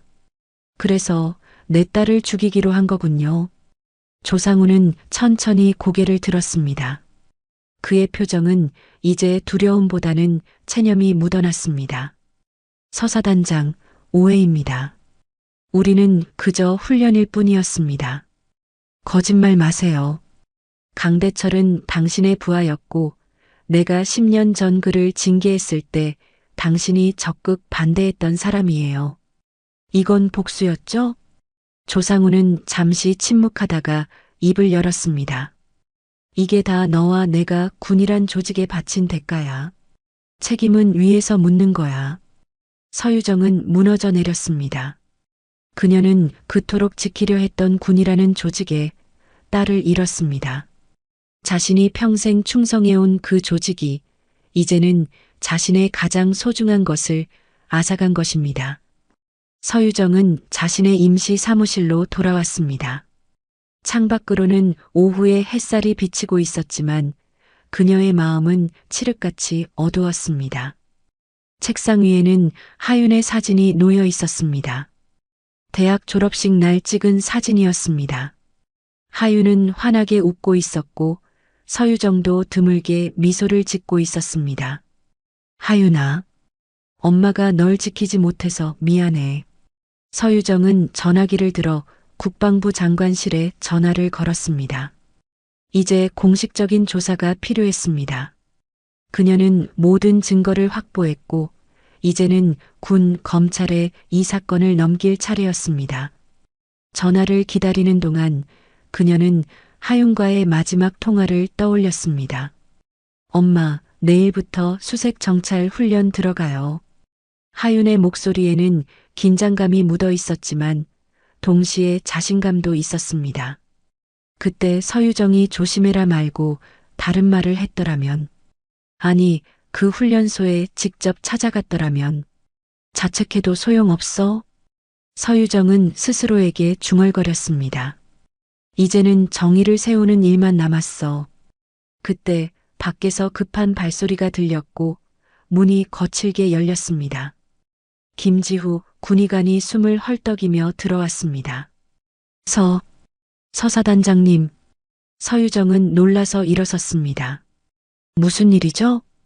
서사단장님, 방금 신경 반응이 나타났습니다. 서유정은 그 자리에 얼어붙었습니다. 무슨 말이에요? 하윤 중위님이 손가락을 움직였어요. 미세하게 뇌파도 감지됐습니다. 서유정은 한순간도 망설이지 않고 의무대로 달려갔습니다. 그녀의 심장은 미친 듯이 뛰고 있었습니다. 하윤이가 살아있다고? 그럴 리 없어. 뇌파가 없었다고. 의무대에 도착하자 이미 몇몇 의무병들이 하윤 주변에 모여 있었습니다. 서유정은 숨을 고르며 천천히 다가갔습니다. 그리고 그녀는 믿기 힘든 광경을 목격했습니다. 하윤은 아주 미세하게 손가락을 움직이고 있었습니다. 그녀는 죽은 게 아니었습니다. 오진이었습니다. 어떻게 이런 일이? 김지우가 설명했습니다. 깊은 저체온 상태였던 것 같습니다. 가끔 이런 경우가 있어요. 심장 박동과 호흡이 너무 미약해서 일반 검사로는 감지가 안 되는. 서유정은 더 이상 듣지 않았습니다. 그녀는 하윤의 손을 꼭 잡았습니다. 차갑던 손에 미세한 온기가 느껴졌습니다. 하윤아, 엄마야. 들려? 엄마가 여기 있어. 서유정의 눈에서 눈물이 흘러내렸습니다. 이번에는 슬픔의 눈물이 아니라 기쁨과 안도의 눈물이었습니다. 김지우는 급하게 의료 장비들을 가져오기 시작했습니다. 산소 공급이 필요합니다. 그리고 체온을 서서히 올려야 해요. 서유정은 문득 깨달았습니다. 군은 하윤을 사망자로 규정한 채 보관했고 유정이 오지 않았다면 냉동 처리 후 장례 절차로 넘어갈 뻔한 상황이었습니다. 자신이 헬기를 타고 오지 않았다면 하윤은 영원히 깨어나지 못했을지도 모릅니다. 이 아이는 아직 살아 있습니다. 군이 죽이려 했고 나는 구하러 왔습니다. 서유정의 말에 김지우는 고개를 숙였습니다. 정말 죄송합니다, 사단장님. 제가 제대로 확인하지 않았습니다. 서유정은 고개를 저었습니다. 지금은 그런 말이 중요하지 않아요. 하윤이를 살리는 데 집중하세요. 의무병들이 분주히 움직이는 동안 서유정은 하윤의 곁을 지켰습니다. 그녀는 딸의 이마를 쓰다듬으며 작은 목소리로 속삭였습니다. 하윤아, 엄마가 여기 있어. 이제 괜찮아. 다 지나갔어. 시간이 흐르면서 하윤의 상태는 조금씩 나아졌습니다. 체온이 올라가고 심장 박동도 안정되기 시작했습니다. 서유정은 한시도 하윤의 손을 놓지 않았습니다. 그때 문이 열리고 조상우가 들어왔습니다. 그는 하윤이 살아있다는 소식을 듣고 달려온 것이었습니다. 서유정은 차갑게 그를 바라보았습니다. 가세요. 당신은 여기 올 자격이 없어요. 조상우는 말없이 서 있다가 천천히 고개를 숙였습니다. 정말 다행입니다. 저는 책임을 지겠습니다. 서유정은 대답하지 않았습니다.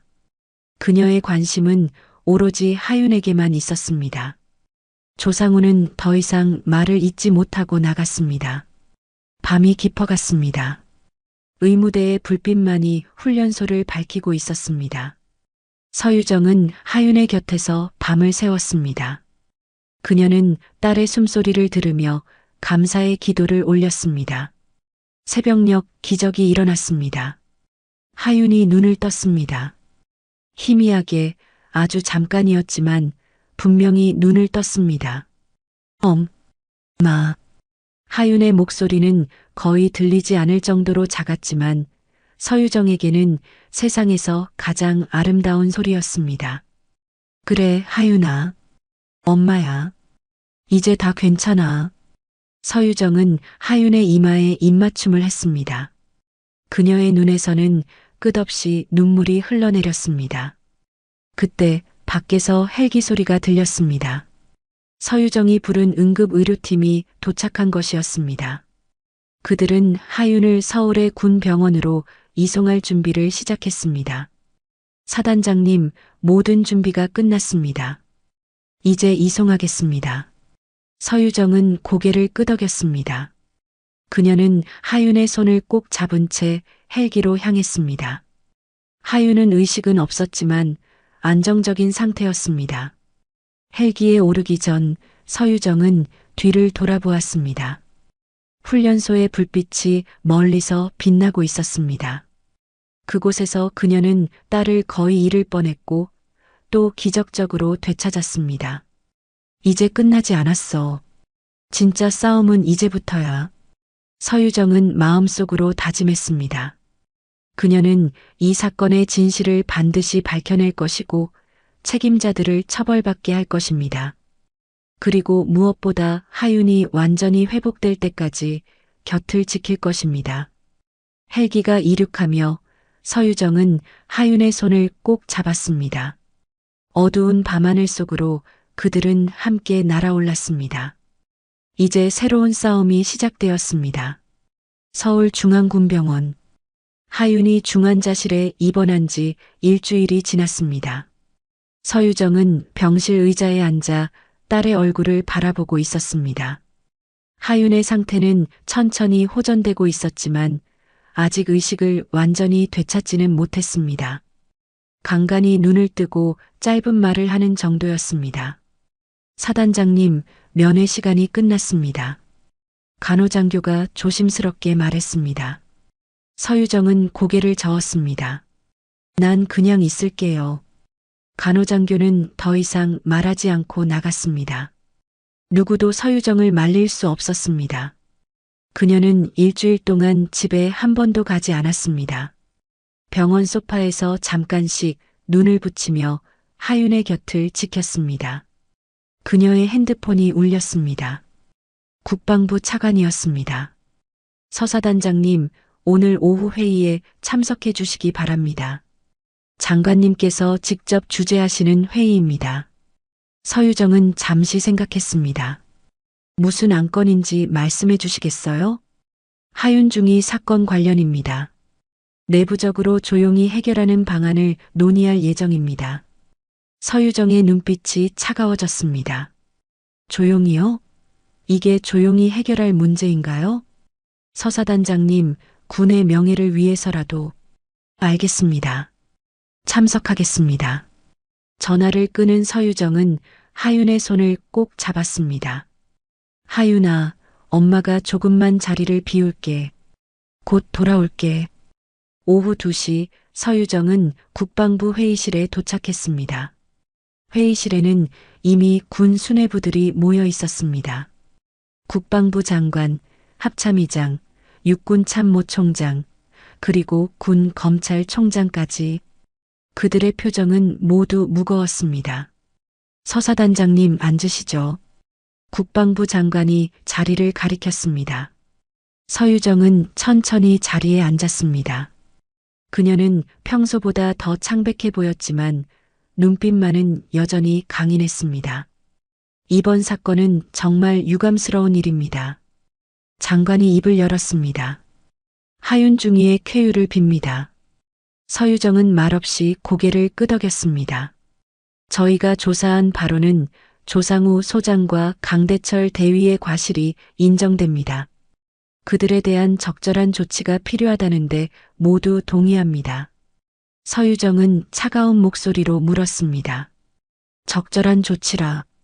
구체적으로 어떤 조치를 말씀하시는 건가요?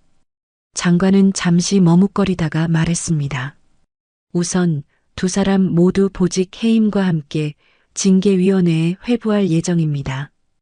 그리고요? 이 일이 언론에 알려지면 군 전체의 명예가 실추될 수 있습니다. 가능하다면 내부적으로 조용히 처리했으면 합니다. 서유정은 웃음을 참을 수 없었습니다. 내부적으로요? 제 딸이 거의 죽을 뻔했는데 그냥 덮자는 말씀이신가요? 서사단장님, 진정하십시오.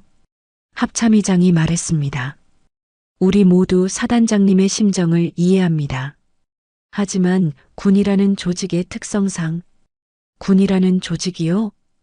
서유정의 목소리가 높아졌습니다.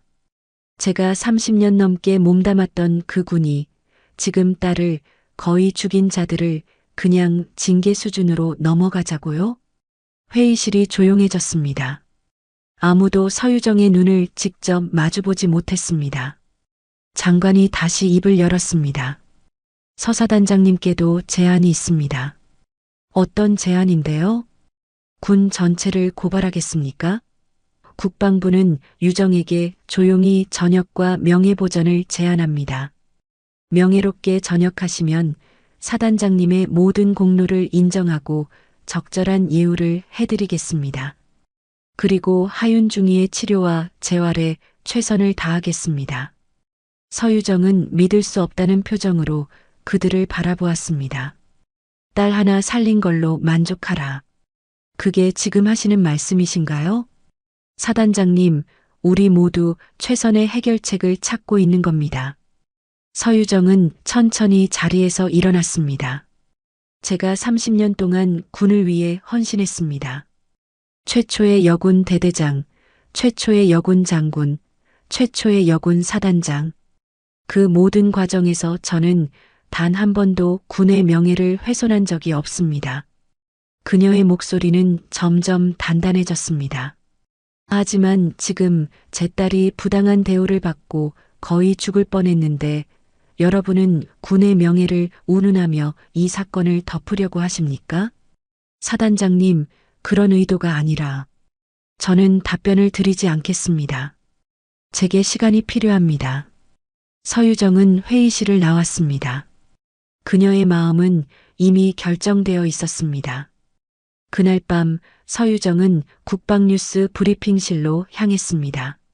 그곳은 매주군 관련 뉴스를 발표하는 곳이었고 다행히 그날은 발표 일정이 없었습니다. 밤 9시 서유정은 마이크 앞에 섰습니다. 그녀는 군복을 입고 있었고 어깨에는 여전히 2개의 별이 빛나고 있었습니다. 카메라가 그녀를 비추기 시작했고 생방송이 시작되었습니다. 제 이름은 서유정입니다. 대한민국 최초 여군 투스타입니다. 그리고 하윤의 엄마입니다. 그녀의 목소리는 떨리지 않았습니다. 강인하고 단단했습니다. 일주일 전 제 딸 장하윤 중위는 훈련소에서 부당한 대우를 받고 심정지 상태에 빠졌습니다. 군은 그를 사망자로 판정했고 제대로 된 의료 조치도 취하지 않았습니다. 서유정은 천천히 종이를 펼쳤습니다. 가의 교관, 무책임한 지휘관, 은폐 시도한 의료대의 명단을 모두 낭독하겠습니다. 그녀는 하나하나 이름을 불렀습니다. 강대철 대위, 조상우 소장, 김지우 군의관, 그리고 진실을 은폐하려 했던 모든 관계자들. 이들의 행위는 단순한 과실이 아닙니다. 의도적인 가혹행위와 직무유기, 그리고 증거인멸 시도까지 있었습니다. 저는 이 모든 것을 국민 앞에 고발합니다. 서유정의 눈에는 눈물이 고였지만 그녀는 결코 흔들리지 않았습니다. 군이 저를 버린다면 저는 국민의 엄마가 되겠습니다. 더 이상 이런 비극이 반복되지 않도록 군 내 모든 부조리와 가혹행위에 대한 전면 재조사를 요구합니다. 방송이 끝나자마자 서유정의 핸드폰은 쉴 새 없이 울렸습니다. 국방부 장관, 참모총장, 청와대에서까지 전화가 왔습니다. 하지만 그녀는 아무 전화도 받지 않았습니다. 그녀는 다시 병원으로 향했습니다. 하윤의 병실에 도착하자 문 앞에는 이미 기자들이 모여 있었습니다. 서유정은 그들을 무시하고 병실로 들어갔습니다. 하윤은 여전히 침대에 누워 있었지만 놀랍게도 눈을 뜨고 있었습니다. 그녀는 TV를 보고 있었고 화면에는 방금 전 서유정의 기자회견이 다시 방송되고 있었습니다. 엄마. 서유정은 하윤의 곁으로 달려갔습니다. 하윤아, 정신이 들어? 하윤은 희미하게 미소를 지었습니다. 엄마. 방송 봤어요. 서유정은 딸의 손을 꼭 잡았습니다. 미안해, 하윤아. 엄마가 널 지키지 못해서. 하윤은 고개를 저었습니다. 아니에요. 엄마가 와줘서 고마워요. 서유정의 눈에서 눈물이 흘러내렸습니다. 그녀는 딸을 부드럽게 안았습니다. 이제 괜찮아. 엄마가 끝까지 지킬게. 그날 이후 군 내 부조리와 가혹행위에 대한 전면 재조사가 시작되었습니다. 서유정의 용기 있는 고발은 전국을 뒤흔들었고 많은 사람들의 지지를 받았습니다. 특히 군 복무 중인 자녀를 둔 부모들의 지지는 압도적이었습니다. 서유정은 예상대로 전역 명령을 받았습니다. 하지만 그녀는 후회하지 않았습니다. 그녀는 군복을 벗고 이제 국민의 엄마로서 새로운 싸움을 시작했습니다. 6개월 후 서울의 한 재활병원. 하윤은 평행봉 사이에서 천천히 걸음을 옮기고 있었습니다. 얼굴에는 땀이 흘렀지만 눈빛은 결연했습니다. 좋아요, 하윤 씨. 오늘은 여기까지 하죠. 물리치료사가 말했습니다. 하유는 고개를 저었습니다. 아니요, 한 번만 더 할게요. 물리치료사는 미소를 지었습니다. 역시 서유정님의 딸이시네요. 그 의지력은 정말 닮으셨어요. 하유는 다시 한 걸음 내딛었습니다. 산소 부족으로 인한 뇌 손상으로 걷는 능력을 일시적으로 잃었지만 하유는 포기하지 않았습니다. 매일 4시간씩 재활 훈련을 받으며 조금씩 회복해가고 있었습니다. 치료실 문이 열리고 서유정이 들어왔습니다. 그녀는 더 이상 군복을 입지 않았습니다. 대신 단정한 정장 차림이었습니다. 군을 떠난 후 그녀는 군내 청년 인권 상담소를 설립하여 군 복무 중인 청년들과 그 가족들을 지원하는 일을 시작했습니다. 하유나, 오늘도 열심히 하고 있구나. 하유는 어머니를 보자 환하게 웃었습니다. 엄마, 봐요. 이제 거의 혼자 걸을 수 있어요. 서유정은 딸에게 다가가 안아주었습니다. 정말 자랑스럽다, 우리 딸. 물리치료가 끝나고 두 사람은 병원 정원으로 나왔습니다. 가을 햇살이 따뜻하게 내리쬐고 있었습니다.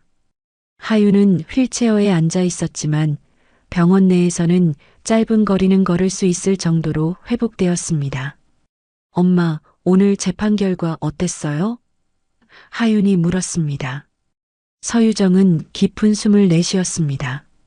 조상우 소장은 징역 3년, 강대철 대위는 징역 5년을 선고받았어. 그리고 김지우 군의관은 집행유예 2년에 면허 정지 1년이야. 하유는 고개를 끄덕였습니다. 그들이 왜 그랬을까요? 서유정은 하윤의 손을 잡았습니다. 오래된 원한이었어. 내가 10년 전 여군 인권 문제로 그들과 대립했었거든.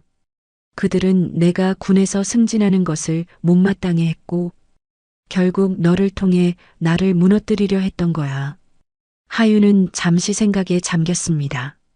엄마, 별이 무겁다는 말. 이젠 알 것 같아요. 서유정은 딸을 바라보았습니다. 무슨 뜻이니? 어릴 때 엄마가 종종 하시던 말씀이요. 별은 무겁다고. 그때는 그저 계급이 높으니까 책임감이 크다는 뜻인 줄 알았어요. 하지만 이제 알았어요. 그건 단순한 책임감이 아니라 그 자리에서 올바른 선택을 해야 하는 무게였던 거죠. 서유정의 눈에 눈물이 고였습니다. 맞아.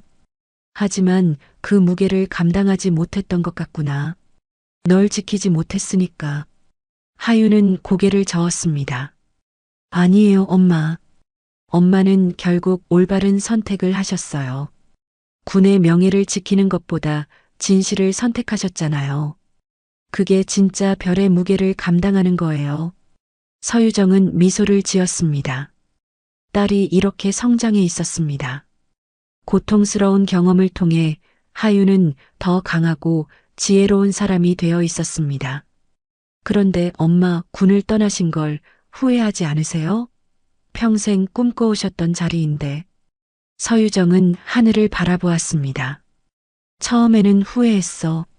하지만 지금은 내가 있어야 할 곳에 있다고 생각해. 누군가의 엄마로 살아가는 것, 그것도 의미 있는 일이야. 하유는 따뜻한 미소를 지었습니다. 엄마가 이제 모든 군인들의 엄마가 되신 거네요. 서유정은 고개를 끄덕였습니다. 저녁 후 그녀는 군내 청년 인권 상담소를 설립하며 누군가의 엄마로 살아가기로 결심했습니다. 상담소에는 매일 수십 명의 젊은 군인들과 그 가족들이 찾아왔고 서유정은 그들의 이야기를 들어주고 도움을 주었습니다. 뉴스에 따르면 조상우 소장은 군 검찰에 기소되었고 부대는 폐쇄 조치가 내려졌습니다. 그날 헬기에서 내린 별 2개는 단순한 계급이 아닌 정의의 상징으로 남았습니다. 서유정의 용기 있는 행동은 군 내부에 큰 변화를 가져왔고 많은 젊은 장교들에게 영감을 주었습니다. 엄마, 나도 다 나으면 다시 군에 복귀하고 싶어요. 서유정은 놀라서 하윤을 바라보았습니다. 정말 그 모든 일을 겪고도? 하윤은 결연한 표정으로 고개를 끄덕였습니다. 네. 누군가는 내부에서 변화를 이끌어야 해요. 엄마가 외부에서 하신 것처럼 나는 내부에서 할 거예요. 더 이상 같은 비극이 반복되지 않도록. 서유정은 감동의 눈물을 참을 수 없었습니다. 그녀는 딸을 꼭 안아주었습니다. 정말 자랑스럽다, 우리 딸. 그날 저녁 두 사람은 병원 옥상에서 별을 바라보았습니다. 가을밤의 별들은 유난히 반짝였습니다. 엄마, 저기 별 보여요? 두 개가 나란히 있는 거. 서유정은 하윤이 가리키는 방향을 바라보았습니다. 정말로 두 개의 밝은 별이 나란히 빛나고 있었습니다. 사람들은 별이 하늘에 있어야 한다고 생각하지만 가끔은 땅으로 내려와야 할 때도 있는 것 같아요. 엄마의 별이 내려와서 저를 구해준 것처럼요. 서유정은 딸의 어깨를 감싸 안았습니다. 이제 우리의 별은 다시 하늘로 올라갔구나. 두 사람은 말없이 밤하늘을 바라보았습니다. 그들의 앞에는 아직 많은 어려움이 있었지만 함께라면 어떤 어려움도 이겨낼 수 있을 것이라는 확신이 있었습니다. 서유정은 오랜만에 마음의 평화를 느꼈습니다. 그녀는 더 이상 어깨에 무거운 별을 달고 있지 않았지만 그보다 더 소중한 것을 얻었습니다. 바로 딸과의 진정한 연결, 그리고 자신이 진정으로 해야 할 일을 찾은 것입니다. 하윤아, 별은 비록 무겁지만 그 무게를 감당할 만한 가치가 있는 것 같아. 하윤은 미소를 지었습니다. 네, 엄마. 우리 함께 그 무게를 나눠 가져요. 가을바람이 두 사람의 머리카락을 살랑거리며 지나갔습니다. 그들의 이야기는 아직 끝나지 않았습니다. 오히려 이제 막 새로운 장이 시작되고 있었습니다. 두 여성의 용기와 결단력은 많은 사람들에게 희망과 영감을 주었고 그들의 별은 더 밝게 빛나며 어둠 속에서 길을 잃은 이들을 인도하고 있었습니다.